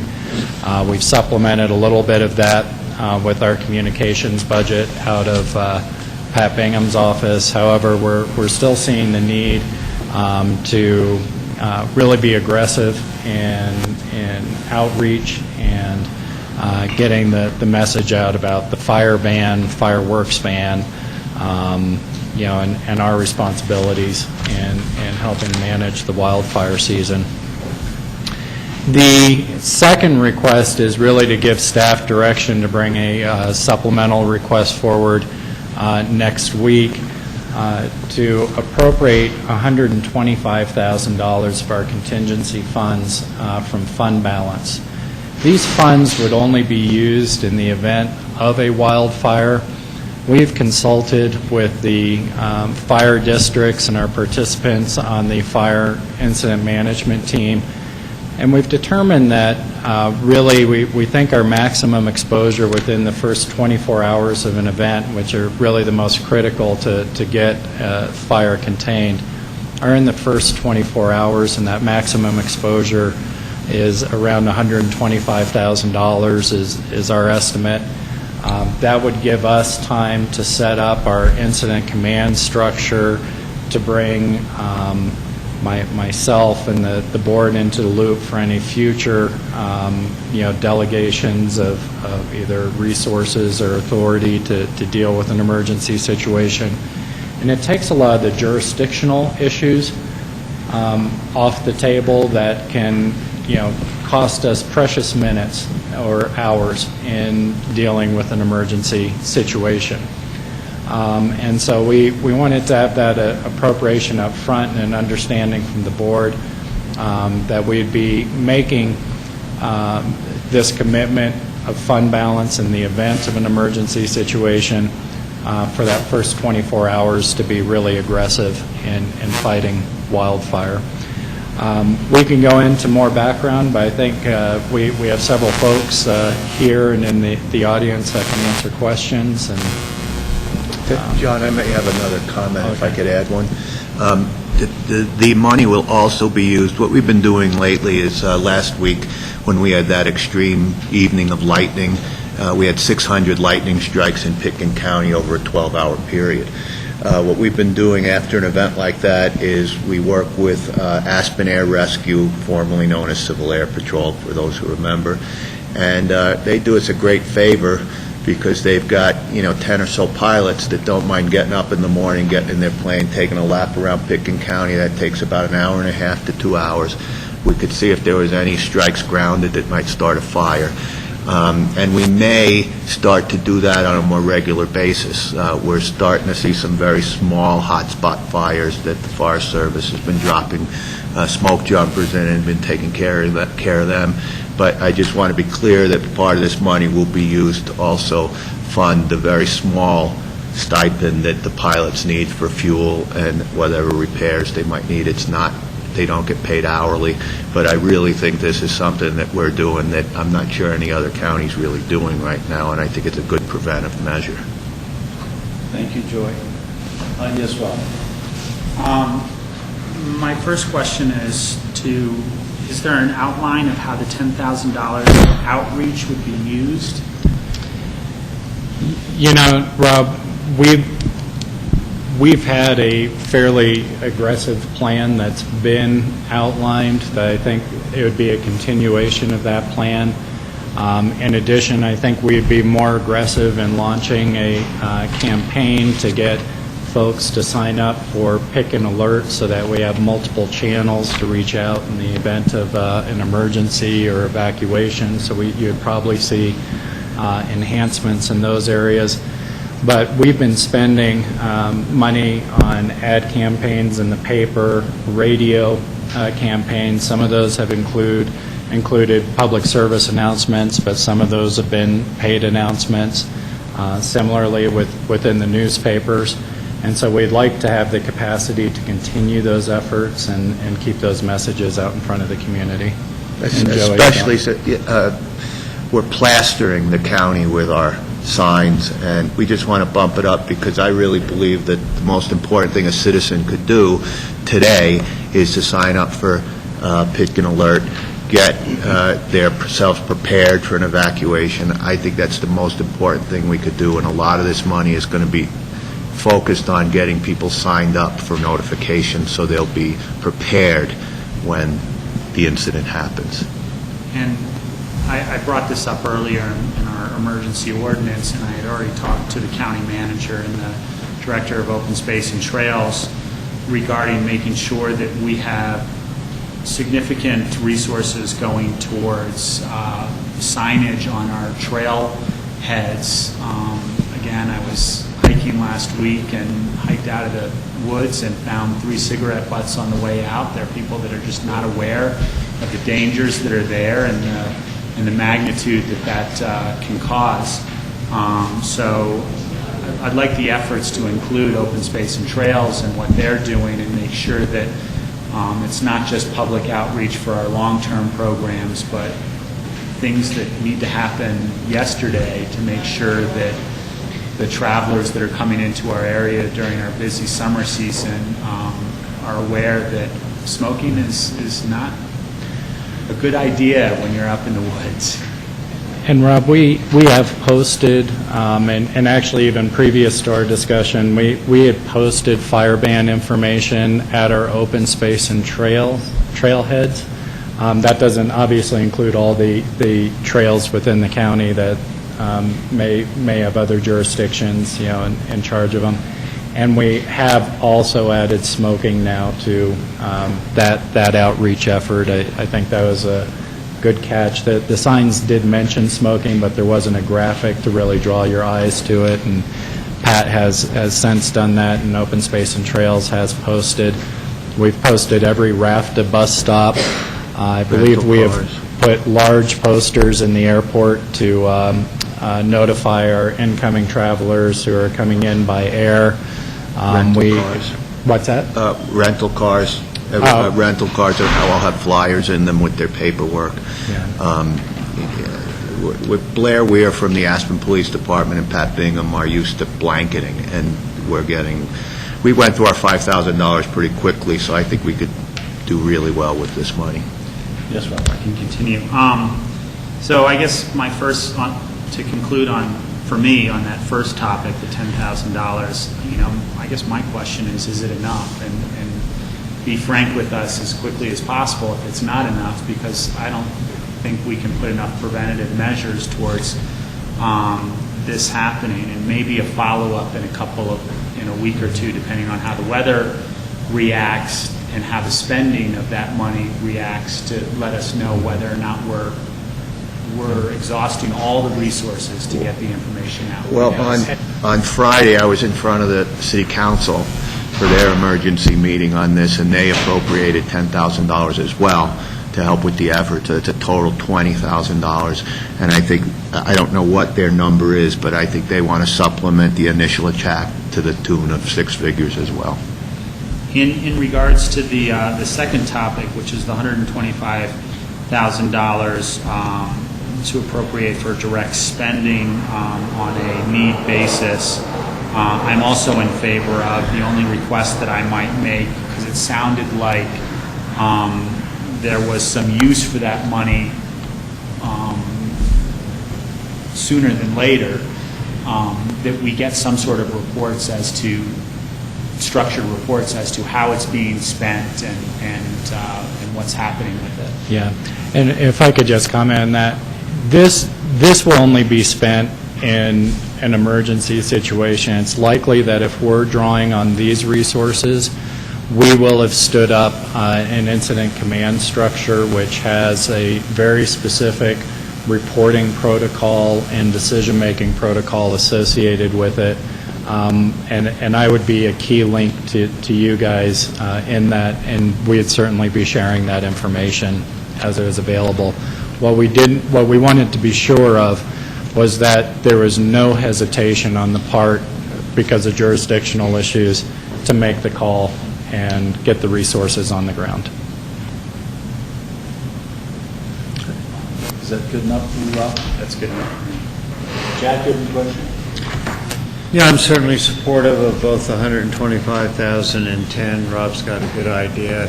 Obviously, you need some more, probably either way, God forbid. We'll find the money, no sweat.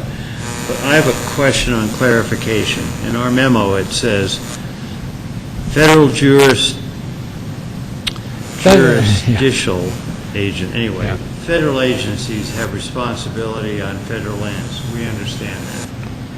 Fire protection districts, obviously within the 3, for example, Aspen, Sumas, Wildcat, and Basalt, that's within their districts.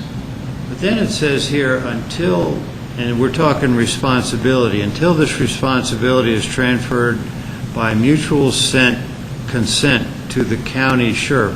That's as far as the responsibility of managing the fire and the response, right? Correct. Yeah. How does the money play here? If you've got to drop fire retardant in an area that's contiguous to federal lands, but is an unincorporated Pickens County, and the fire grows and goes on federal lands, how do the dollars play here? Yeah, we've had a fire in the past that started on public land, or private land, and crossed into public land. So I really don't have an answer, but I don't know if Scott or do you have any answer for that question? Scott, can I make an introduction? This is Scott Snelson. He's with the U.S. Forest Service. He's been helping us tremendously in the last few days and weeks, and he's the man with the answers for you, hopefully. Yeah, and with that introduction, I won't give you the right answer. I'd have to have the rule book as how this plays out.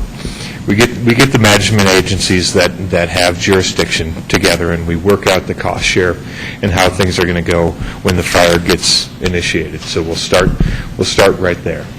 And there's a rule book. I just don't have the rule book with me. And we determine what the cost share is going to be for that. So there's a procedure that I'm not interested at all in the minutia. Just, we've got a path, and I know it's all cooperation, so. Yeah, and the fire I was referring to was one we had in Carbondale, I don't know, 6 or 8 years ago, and it turned into, as I jokingly like to call it, a poker game afterwards, where who was deciding who was going to pay what, and whose responsibilities were what. So I think, unfortunately, that's an issue that has to be solved after the fire's out or after it's moving. Yeah, the response, of course, is first. So. But there are, I think, to answer your question in short, there are protocols in place for just that event that you described. Good. Thank you. Board, any further questions? So, are we in support of this? Yes, we're in support of it. Thank you, Julie. Thank you, Scott, for the cooperation. Keep that rule book with you. And I'd like to make an offer to the 5 of you that whenever you want an update, call me. I'll assemble the team, which I did today. We'll come in and at least do the dog part of the dog and pony show and show you guys latest reports are whenever you ask. Thank you, Julie. Okay, thank you. Thanks, John. John, I see members of the, thank you, Ed. I see members of the airport administration here, but I don't see anything on our MOIs or anything. You didn't see our typical 3-hour presentation from the airport on the agenda, Michael? No, they are here for open discussion. Yeah, that was a joke, yeah. We have representatives from both environmental health and the airport here for open discussion, and we could switch open discussion and future agendas if you'd like. And well, I think, my feeling would be that we address the staff. They have other concerns. So is that okay with the board? Yeah. So, airport, environmental health, if you come forward, that would be great. Yeah, and maybe I'll just set up the discussion a little bit. The Board of Commissioners in the past has adopted a noise ordinance that delegates authority to the Director of Environmental Health to issue permits to operate outside of what would typically be, I don't know if we call them curfew hours or what have you, but we'll call them curfew hours. And that authority has been delegated. In this case, we do have a permit that has been issued administratively to the airport for work that's going to be done on the A3 taxiway. And I'll let you guys explain that in more detail. And we are just here to make sure you guys know what's going on, so in case you get questions from the public. So with that, I'll turn it over. Yeah, maybe if I could just start off and just say that we're here Cindy, because... could you introduce yourself, yes. please? I'm Cindy Hubin. I'm the Community Development Director, which includes environmental health. And because we are without our environmental health director right now, the authority falls to me to let you know what's going on with our decisions on the noise ordinance and an exemption from the noise ordinance for the airport for work to be done relative to several projects. The request is really to work on not only nights, but Sunday nights and holidays, federal holidays. Our noise ordinance, which is in the county code, says that basically the airport can work nights because they're a public entity and they are allowed to do that within the certain noise decibel levels. But this request is actually to do a number of projects, including the de-icing pad, the service road improvements, taxiway A3 and West Side runway safety area improvements, all out at the airport. And that work would be taking place between July 9th and October. And the request is to allow that work to take place at night and on Sundays in order to allow the airport to remain open, obviously, and get this work done that's been approved. So we just wanted to let you know that we have done this in the past. Administratively, you've in the past gotten memorandums of interest from us, which have alerted you to this in your packet, but because the airport's able to start this construction as soon as July 9th, this was our opportunity to come to you and to let you know, and to also let the public know that our intention is to allow this work to take place, but to monitor the decibel levels. And the airport may want to elaborate on that, but they do have their own monitoring equipment.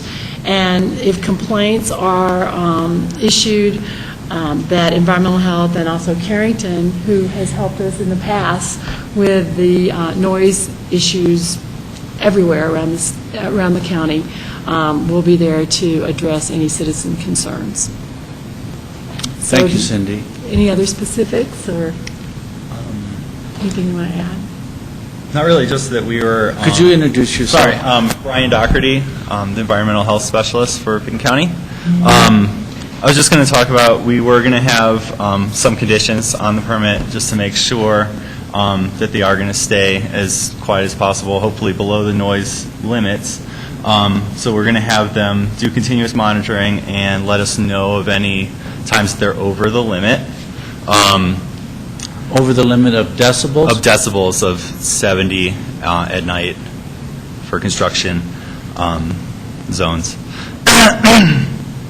Other things such as proximity-based backup alarms for heavy equipment. I guess that's been a common complaint in the past for noise during these type of projects. And then some type of shielding to be able to hopefully block the noise from getting to other homeowners. Okay.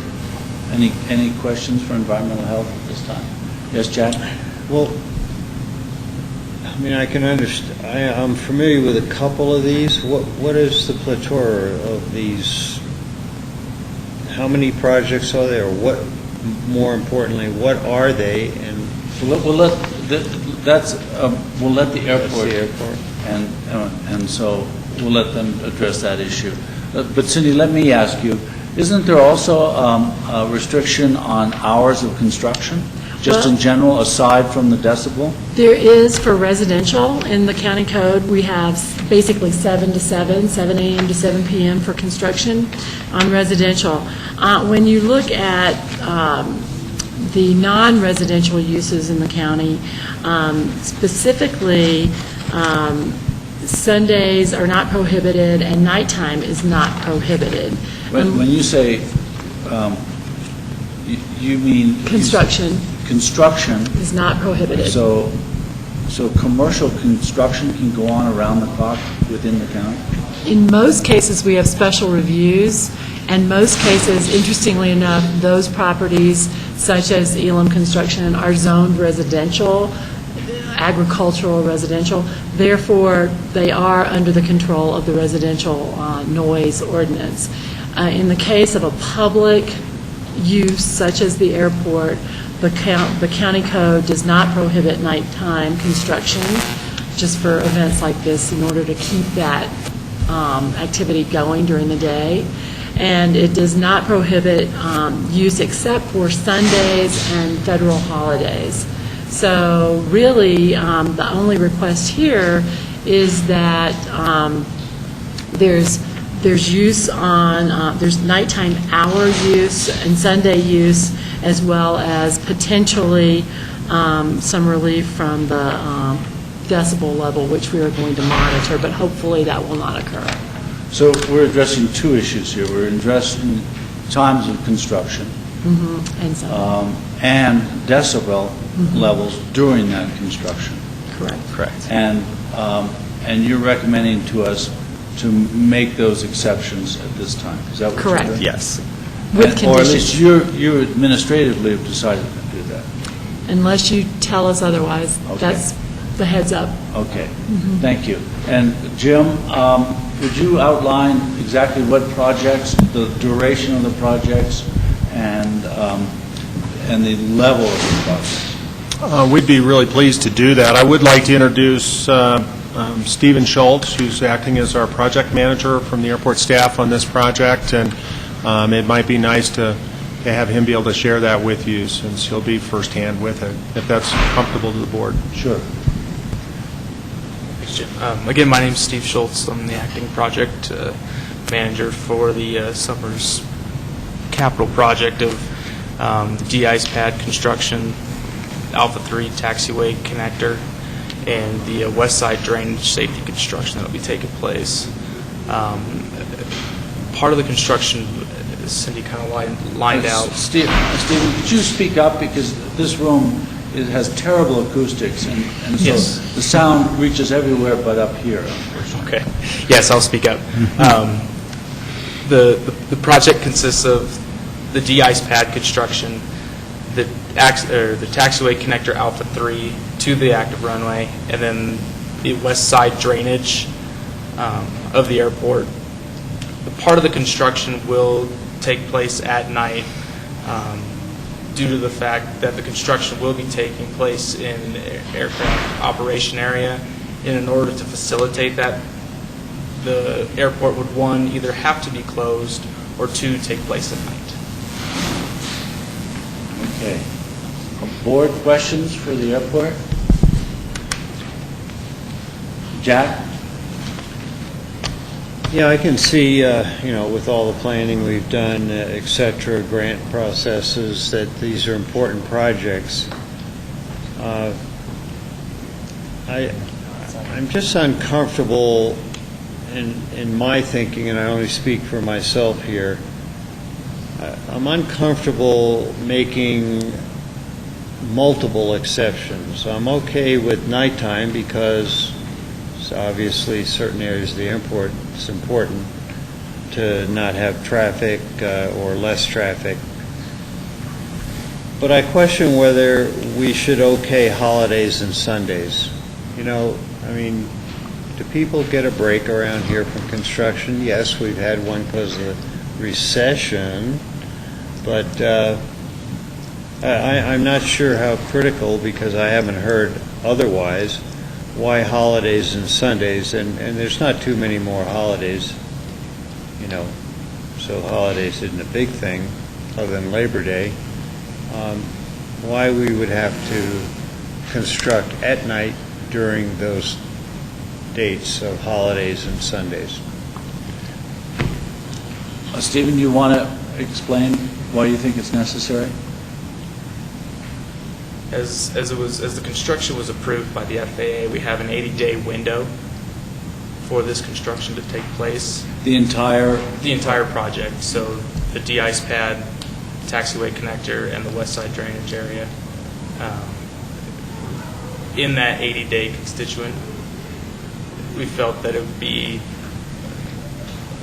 amenable to allow that to happen.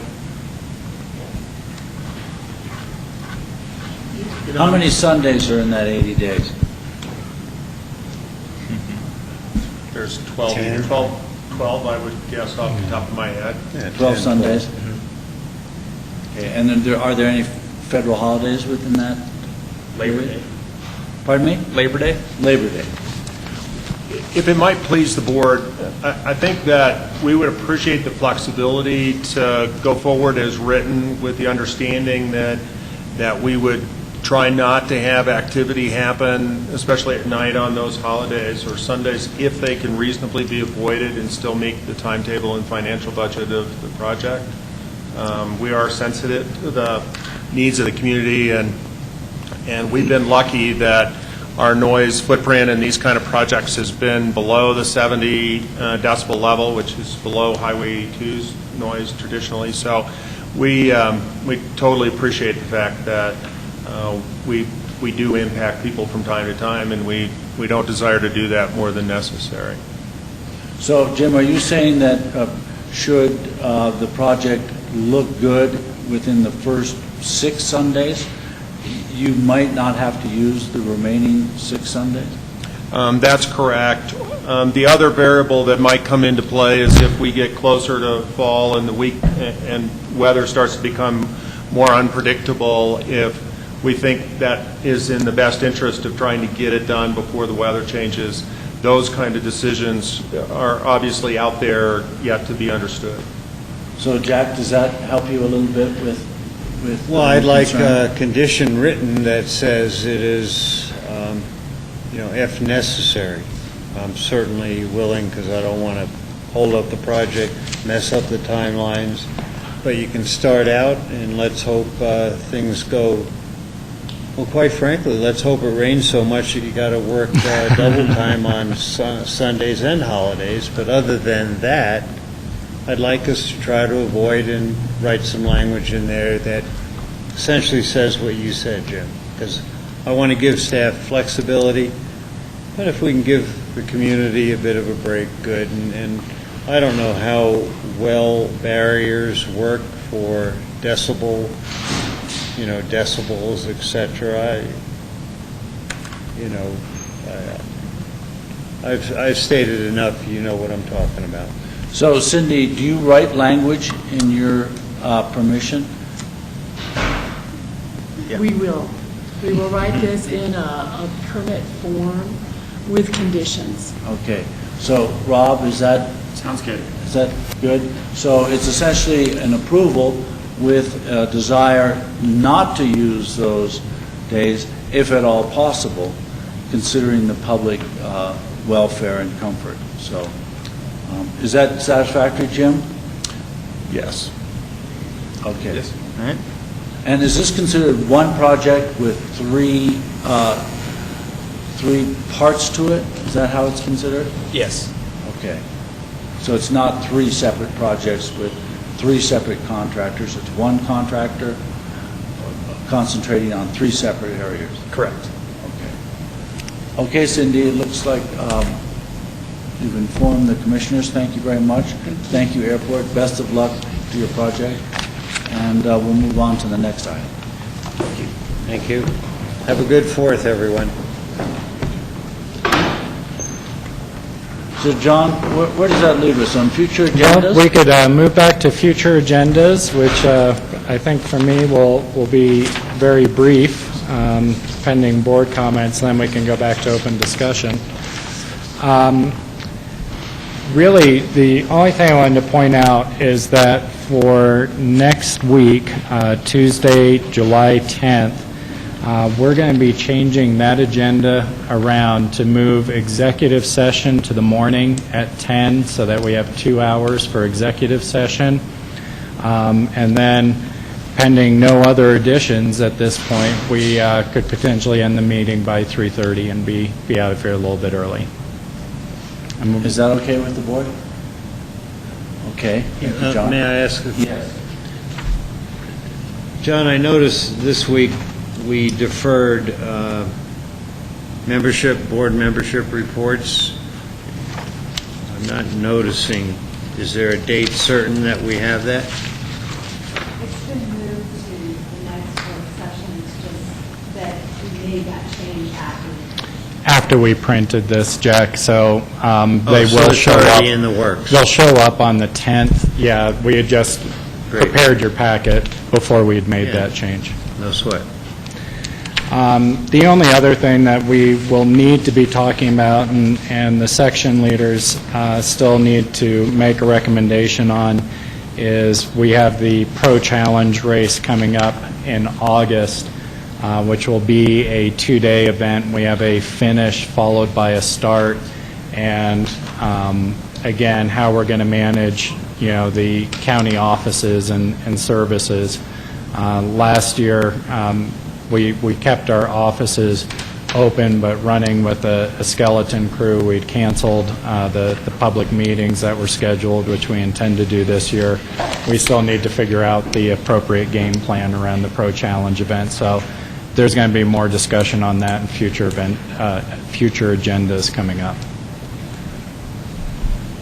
Is that it, And that's John? all I have for future agendas. Board, do you have any questions about future agendas? Yes, Jack? Yeah, timing, John. I notice on August 8th and August 22nd, we have a resolution approving the airport master plan. Those are going to be moved.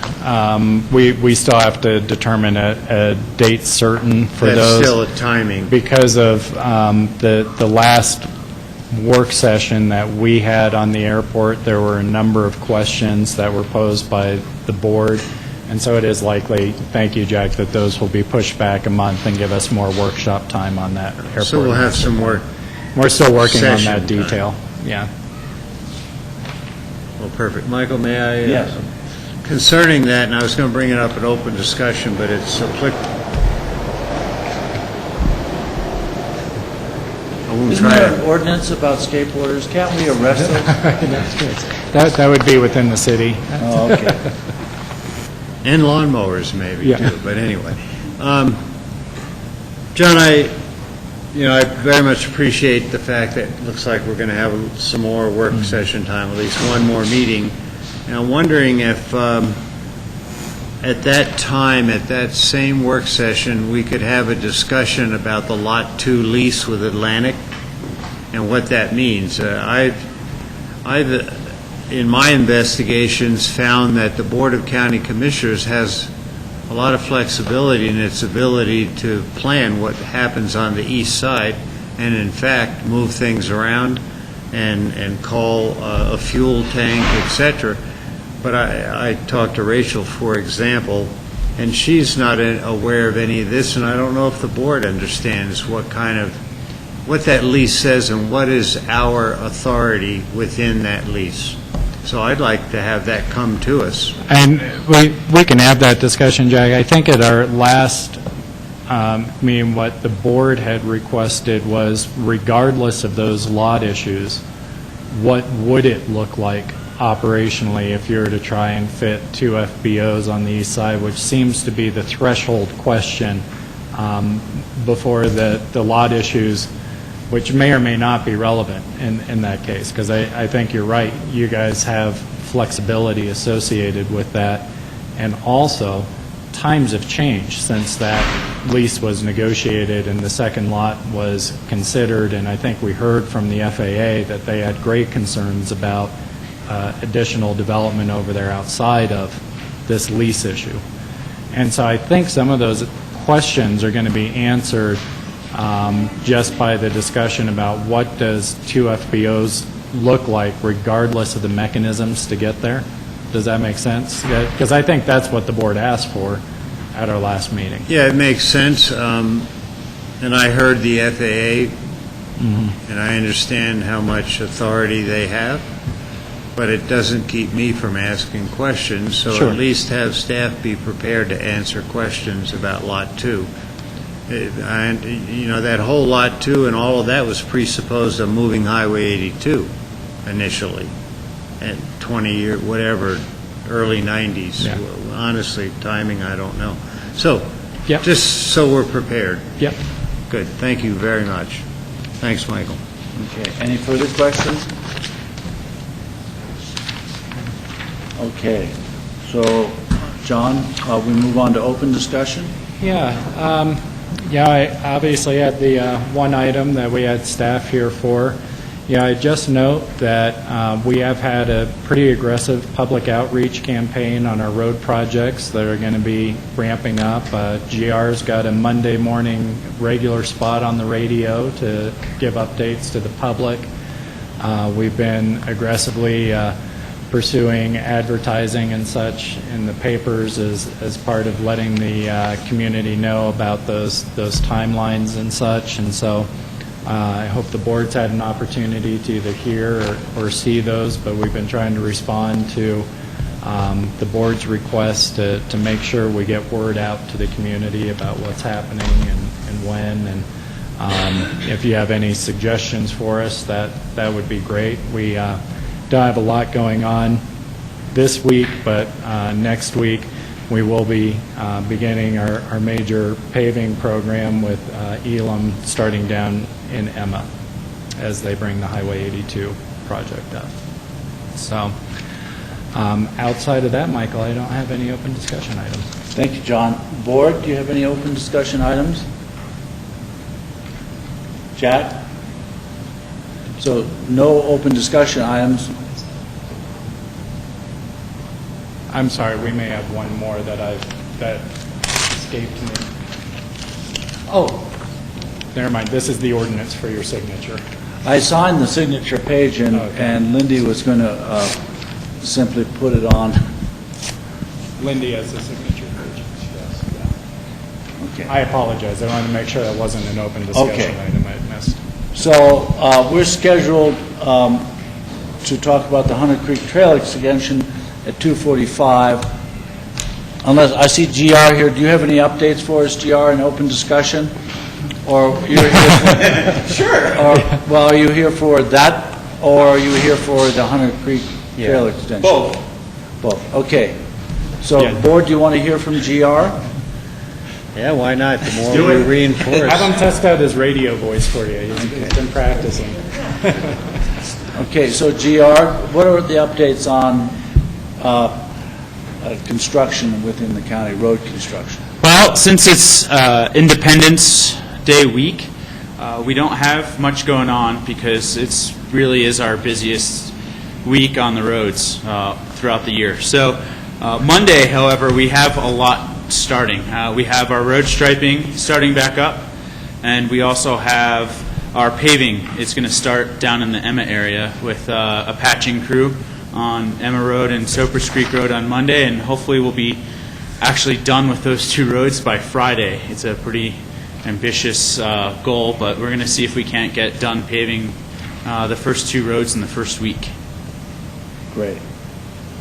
Board, any questions for GR?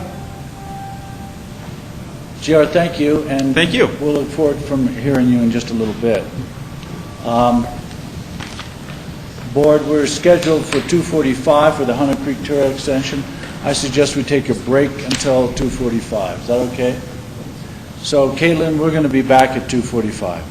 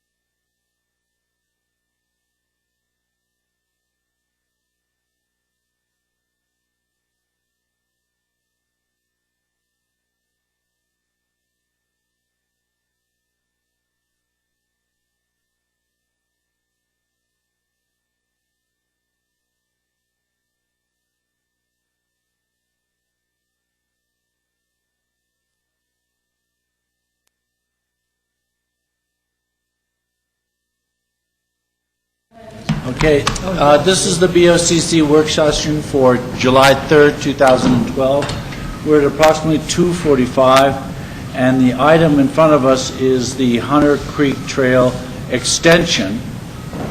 And we have members of our Open Space and Trails and Aspen Parks and, is it Parks and Recreation? And also G.R. Fielding, our county engineer with Public Works. So this is a very important project. So Dale, are you going to open it up for us? Sure. Thanks, Michael. And I just want to briefly introduce this. This is a conversation that we started with you at our joint meeting with Open Space and Trails on June 17th. We didn't quite finish it, and so it was tabled. And procedurally, we're here for more of an FYI, since as a technical matter, this is a permit that goes to the Planning and Zoning Commission. Nevertheless, because it has significance in the community, will entail modification of a county road, we want to make sure that you are comfortable with the process that we've been through and have an opportunity to explore the design. I'm personally really excited about this project. Ever since I started working for you guys, I thought it was kind of weird that it's so difficult to give directions to the Hunter Creek Trailhead from town. And if you try to explain it verbally to your average visitor, you get hopelessly befuddled because it's complicated. This project will simplify it to the point where we can say, go to the post office, get on the Rio Grande Trail, cross the two trestles, the Hunter Creek and the Roaring Fork Trestle, and then turn right. And you can walk all the way really into the wilderness area and up to the top of Independence Pass, essentially, on a trail that's going to start right there. So I'm pretty excited about it, and Austin and Gary can take you through the details. Dale, let me ask you, is this a location and extent review? Yes, that is correct. So this will be presented to our P&Z or to the city's P&Z? To our P&Z. An interesting fact here is that the boundary between Aspen and Pitkin County runs down the middle of Hunter Creek. So actually, I think we have one bridge landing that is technically in the city on this side of the creek, but 99% of the project will take place in Pitkin County within a stone's throw of the city of Aspen. And let me also add that we appreciate this collaboration with the Aspen Parks Department. I just came this morning from the Eagle County Commissioners meeting where they approved unanimously the appropriation for our salt stall purchase, and Peter Runyon asked me to give you all his big thanks for the collaboration that has led to that project in Emma. Similarly, this is one where the staffs of two different agencies really got together and laid it down on the table and figured out that Aspen was in a position to move more quickly than we are. They've got the talent to figure this stuff out, and we really appreciate their kind of collegial approach to providing public assets. Thank you, Dale. Okay, again, I'm Austin Weiss with the City of Aspen Parks Department, and I thought I would go ahead and start with a couple of slides that provide a brief overview of the project and its entirety here. So this first slide starts here with the Rio Grande Trail in yellow. Hunter Creek is depicted on here, Red Mountain Road, and then our red line through here is our proposed trail. This portion goes through Willoughby Ponds Estates. We have a proposed road crossing at Red Mountain Road here, illustrated in purple.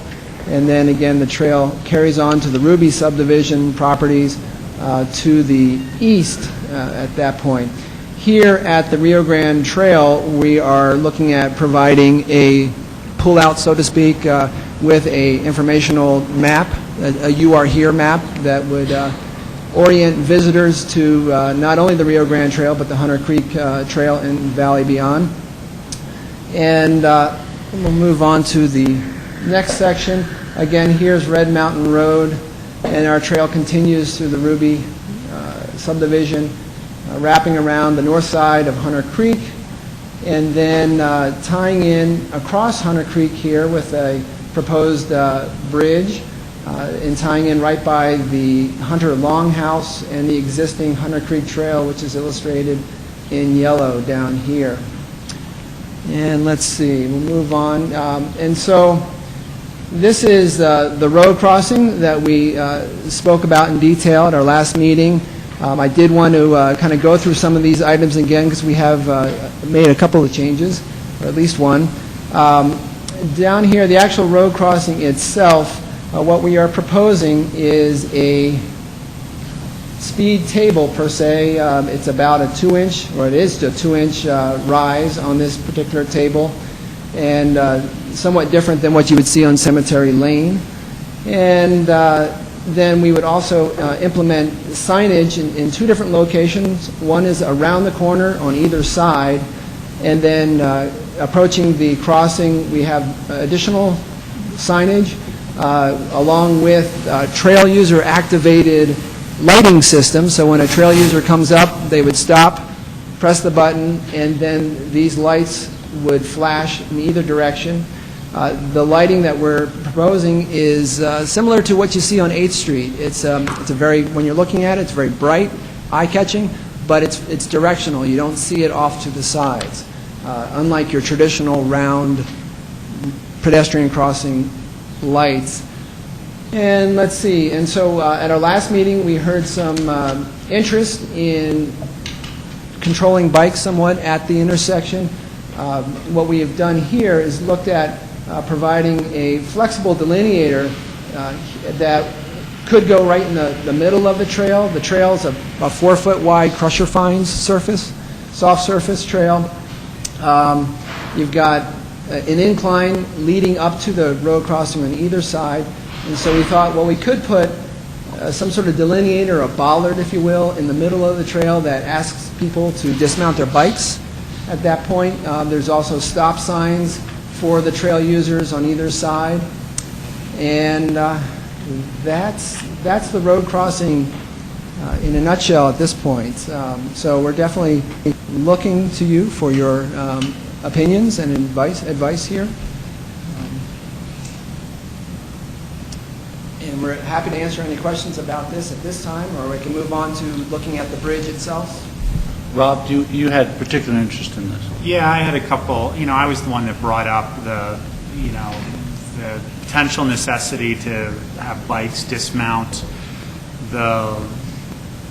what I consider a lack of appreciation for stop signs on bike trails. Bikes don't stop on stop signs for bike trails. They slow down and continue to go, and I've noticed it right in front of where I live in Lassay Court on the east of Aspen Trail, where that's such the case. And I like the idea of this, of some sort of barrier that's not barrier, but flexible. I'm assuming it's one of those things you could drive over if you had to. Correct, yeah. Or if a bike ran into it, it wouldn't really affect them all that much. But in the center of the trail with maybe a stop written down it or something like that, so that people are aware that this is a road that they're about to come across. The other thing that I would suggest to maybe augment that is a sign 20 yards beforehand saying prepare to stop. Sure. Because I know there's an incline on either side of that. I've been up there, but if a bike's moving along, on a mountain bike where you've got a gear differential that you don't really have to slow down where there's an uphill, right. Having a stop sign right in front of you when you're going fast doesn't do much good.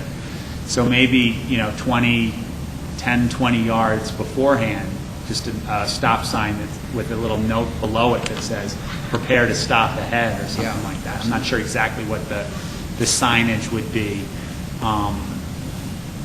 But as I brought up in our Open Space and Trails meeting before, if an accident happens, it's not a bruised knee here. it's going to be a severe accident between a bike and a car coming down that hill on Red Mountain Road, regardless of the 2-inch little speed bump. And maybe making sure that there are pedestrian crossing signs significant distance on either side on the road, too. Yeah. I think those would address my concerns. Those were my major concerns. Another thing that just came up in your presentation is the map. And it's on, again, on the east of Aspen Trail where I live, where we did the dedication last year for the bridge, and there's that map there. I've corrected about 4 or 5 people on not knowing what that map is because it's oriented upside down to every other Aspen map. Yeah. Aspen maps depict Aspen Mountain on the top, which is south, and everything else. So it's opposite to every other Aspen map. But on top of that, it's also on the south side of that road. Right. So it's oriented wrong to, as if you're holding the map to the way people would be holding it. So people go one way thinking they're heading to town, when actually town is it's just a very confusing map. And I see people saying, is it this way? You know, I bike by it 2, 3 times a day at least. Well, I would say in this So- particular location, we do have the opportunity to orient. To orient it Yeah. properly, Yeah. but I'm also saying maybe take a objective look at that other map on the east of Aspen Trail, since I've got an Aspen, because that's a Aspen Open Space and Trails primary project, and it's beautiful to have the bridge there. I love it.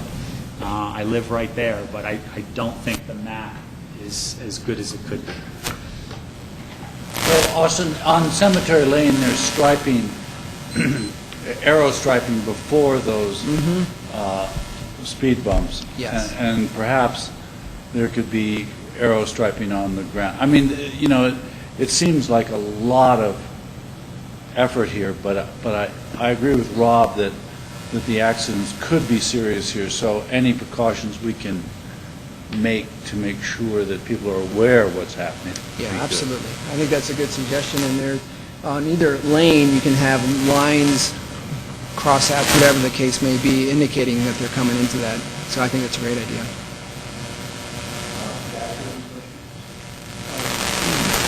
Yeah, I had expressed this before. I think this is a very dangerous crossing. As a property manager, I go up that road all the time. And I'm just not sure a 2-inch raised surface is going to do enough. You know, one time you go over it if it's, and you don't want a speed bump, but what's the longer platform called? A hump or something, whatever. One time you go over a real hump, you're going to, next time, definitely slow down, and there's a whole lot of repeat traffic here. So, you know, I can see how this is an important missing link in the system, but in Rob's comments and all the others last time we met are relevant, but I just think we need a higher raised surface. I assume this presentation is going to be in several pieces, right? Parts? We're not addressing any other item yet. No, we just stopped here. Yeah. Let me ask you, what was the decision? Why do we have a low-profile crossing here? What was that? Sure. Well, there's a couple things that we discussed when we were talking about what type of traffic calming to look at in this area. One, with the volume and kind of a 35-mile-an-hour speed limit that we have going, or maybe it's 25, I'll have to look at it. Sorry, it's 25 mile an hour going up and down the hill. We felt that to be able to alert people that there's somebody at the crosswalk was the first piece of importance there. Hopefully slowing down traffic is the second piece. And so what I'm hearing, though, is there is some desire to try to make that traffic calming a more integral part of the project, and we can certainly up the severity of that hump. Also, just up the hill from where this is located, there's one of the sharper curves when you're coming down Red Mountain Road. Tendency is for most people to actually drive pretty fast down that road, going pretty quick past Willoughby Way, and then there's a long sweeping curve. That curve actually acts to slow down a lot of people too. And so we figured that between those two things, that combined would make for a little bit more traffic calming as well. But we can certainly accommodate whatever sort of design that the board wishes. So there's no physical reason why we couldn't have a high profile? We do have, being that this is so close to the bridge, we don't necessarily want to go, towards one of those huge ones like we have on the City of Aspen side. That's probably, 10 inches or whatever it is, that absolutely huge hump, because of drainage concerns. But there probably isn't anything keeping us from, say, going up to a 4-inch speed table. Did you say 4-inch? Yes. So Jack, you had a question? Yeah, in conjunction with this, we're talking, according to the memo, if I'm correct, the subtotal for this road crossing is $41,000. That's just insane. Believe me, I don't understand unit costs, and, I don't have a particular insight into what costs are, but is it necessary to build, quote-unquote, a foo-foo road calming device? Why can't you use just pavement? Just asphalt Yeah, I speed mean, bump. $40-something thousand, I'd rather put it into something else, and I don't know the difference, honestly. Well, there was a couple. Let me just make a quick note about the funding for this project is actually not coming out of our open space pool. It was dedicated funding. I know that's maybe beside the point, but still dollars, and now public dollars. And I was just going to add that we have worked a lot with a concrete road crossing because it's another visual cue to a driver that there's something going on here. So they're seeing a different colored surface as they're approaching that as well. It's just one more alarm there that, okay, something's happening here, I need to pay attention. So that's one of the reasons that we go with the colored San Diego Buff concrete in there. The city, a number of years ago, had on the city side of that Hunter Creek Bridge something similar to what GR was describing by Lone Pine. And it was actually removed quite quickly because it actually was hazardous, especially in winter months when cars would hit it. They would, the unweighting process that would occur, they would lose control on snowy roads. And you've got a bridge there, so there's other hazards where you don't want to actually create a car that's sliding sideways. So that was also a consideration, not to have an aggressive bump there, if you will. One project that we were just working on up at the hospital, where we implemented some speed tables, the fire department was critical in the design of those, and they didn't want to see anything more than 3 inches up there for their trucks to go over and to respond to fires up Castle Creek Road. I have sent this. Austin, are you talking about the speed tables for the crossing from Merle to the hospital side? Yeah, exactly, up there by the music school housing there. And so I have sent this over to the fire department for them to weigh in, but in that scenario, they didn't want to see anything more than 3 inches. But that's just a little bit more information that we've learned. Yeah, and as far as the colored concrete, I can understand. I mean, residential properties have colored concrete or, the mixed gravel, etc., all the time. But, JR's team did a great job on Owl Creek Road with yellow paint. I mean, I'm sorry. I just don't like spending a lot of money on foo-foo things. What's really important is safety, and according to the memo, you have a couple choices of either verbal trail crossing or a walker.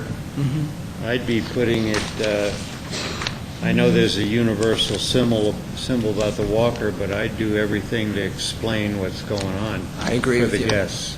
so it would be verbal, Yeah. trail crossing. Yep, I agree. Thank you. So do you guys use foo-foo in your memo at all? Use what's that? Do you use the word foo-foo in your memo? Or is that just Jack's word? That's a universal word used by Jack. So I think we're all concerned about cost, but we're also concerned about safety and awareness of both the pedestrian and the motorist. And so I'm not sure that, I'm going to have to leave it to staff to come up with the best solution. That's my feeling about it. Rob? Yeah, it's my feeling too. I think you've gotten some good feedback here from citizens that are out using the trails, not just county commissioners. The other thing that I had a note here that I just forgot to mention is having a landing area for the bikes with visual planes up and down the street. Because a lot of the times, and the way this is depicted with trees or whatever those little black dots are, a bike comes up onto the road before they can see up or down. And that's problematic because they're going to keep going until they assess a visual hazard. Right. So I don't know if the consideration for grading on either side of the trail so it comes up and has a flat spot before the road. Yeah. If you understand what I'm talking I about. sure Just do. another thing to be in thought while you're doing all this. Yeah, absolutely. So what's the next subject? May I? Yes, Jack.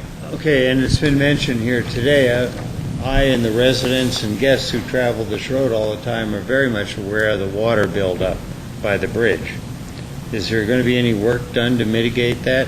Because this can be curbside, a huge ice dam. We'll have to look into that. I'm not aware of the problem myself, whether there's probably drainage that may not be working properly right now. I would have to assume that when that bridge was built that they would consider the drainage, and maybe there's something that's clogged or not draining properly.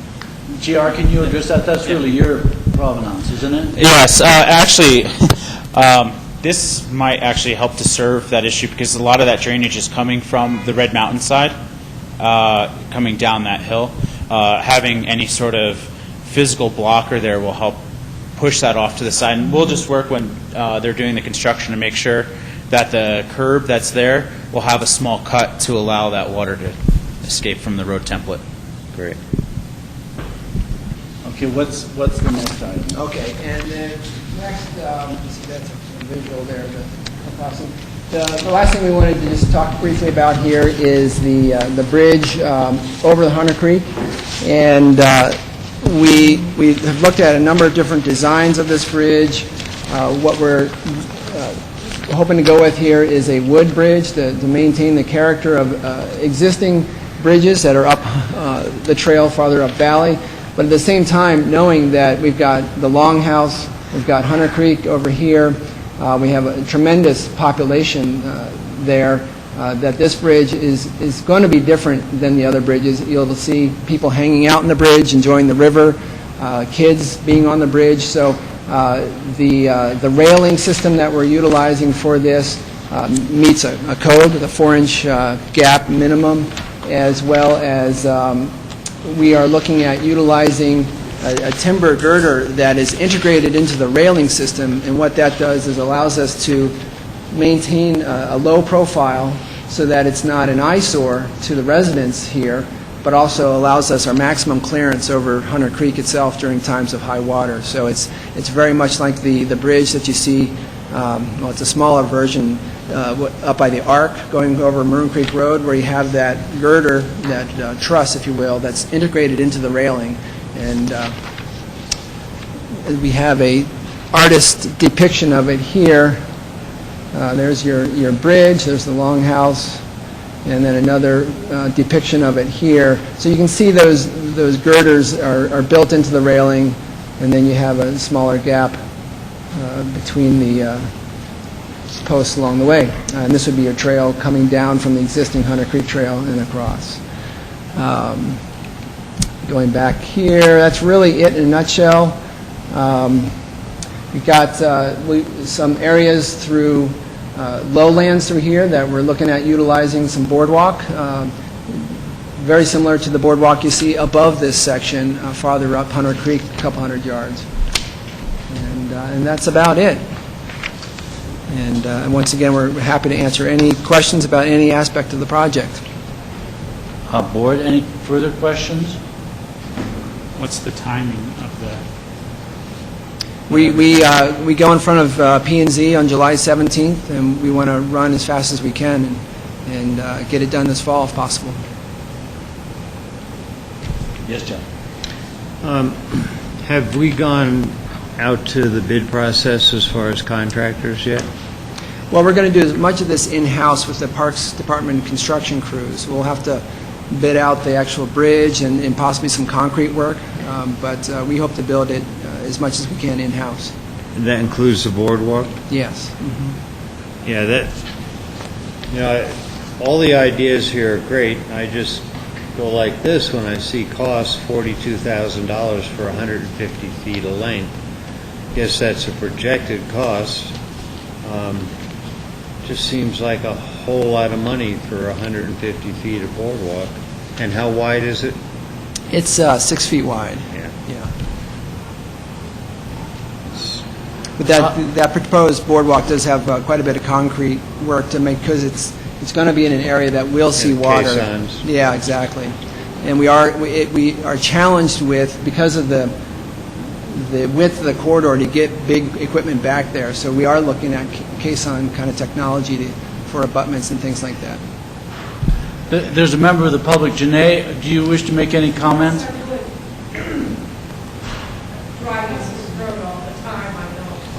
Let's get you a mic. Just hold on a sec. Thank you. I have a couple of concerns. One is, well, first of all, let me just state that I drive this road every day, like Jack probably does, and I'm concerned in the winter with the ice and the snow and people coming down there trying to slow down for this little 1 to 4 inch thing that you're trying to build across there to slow people down for the path. And I'm wondering why it wouldn't be better, maybe with a little flashing light, having a sign, cross-crossing, or pedestrian cross-crossing, something to that extent, without having any change in that road, because people try and negotiate that road. They're coming down that hill. You don't dare put on your brakes before you go around the turn, otherwise you'll spin out and there'll be an accident. And in the winter I'm talking about. The other thing that, my point is, perhaps it would be better to put up some sort of a sign for, if you're going to have this path, to the pedestrian or the hiker using it, and alerting them that this is a major highway. So rather than to have this elaborate, expensive crosswalk, which is done very well, by the way, in other areas up by the hospital and where you've done this before, but I'm concerned in this particular spot about that. The other more overriding concern that I have is that this is a wildlife migratory area that I have seen bear crossing, deer, elk, and is it really necessary to put in this connecting trail there? I understand that some people kind of like the idea that they would use it, but to have a boardwalk seems really extreme, and wouldn't it be nice to just maybe start out with if you have to have it, I'd prefer not to have any connection to this Rio Grande Trail, but if you have to have it, how about just a little pathway like you have up off of Maroon, up by the Merle property, that little pathway that is a connector to a larger trail.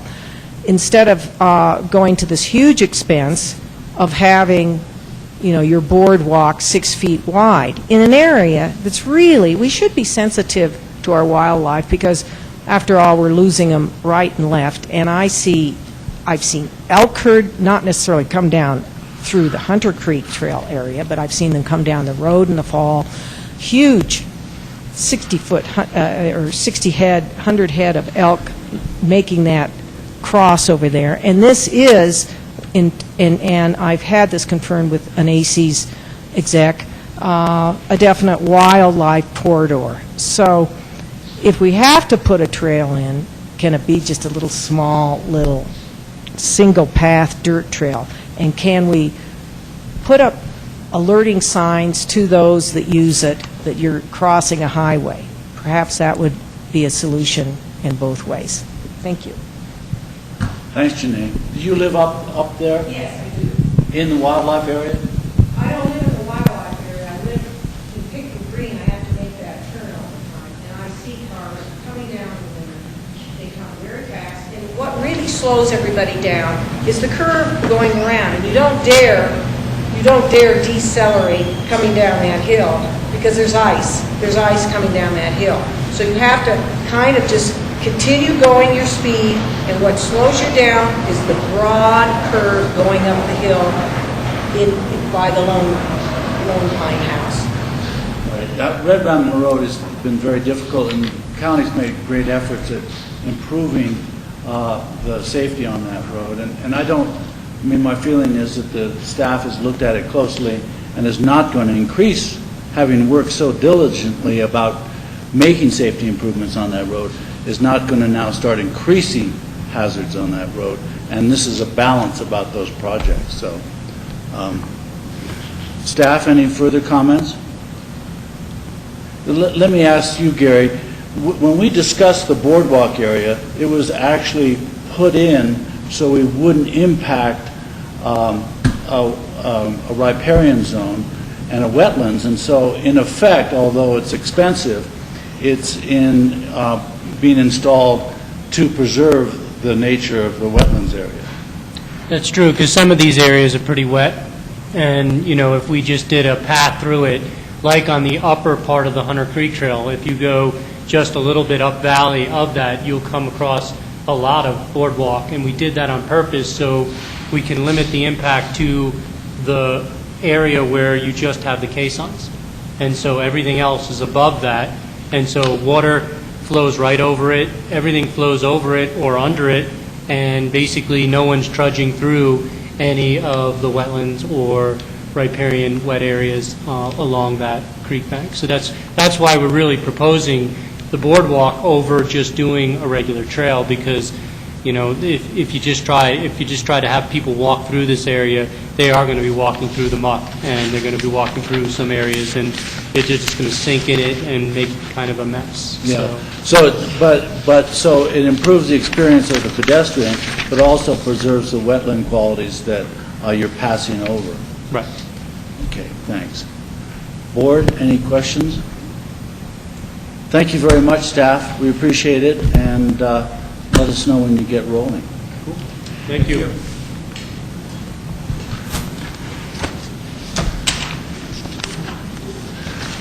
John, is that it? That's it. We did cancel our tour over at the airport. And so Airport or the hospital?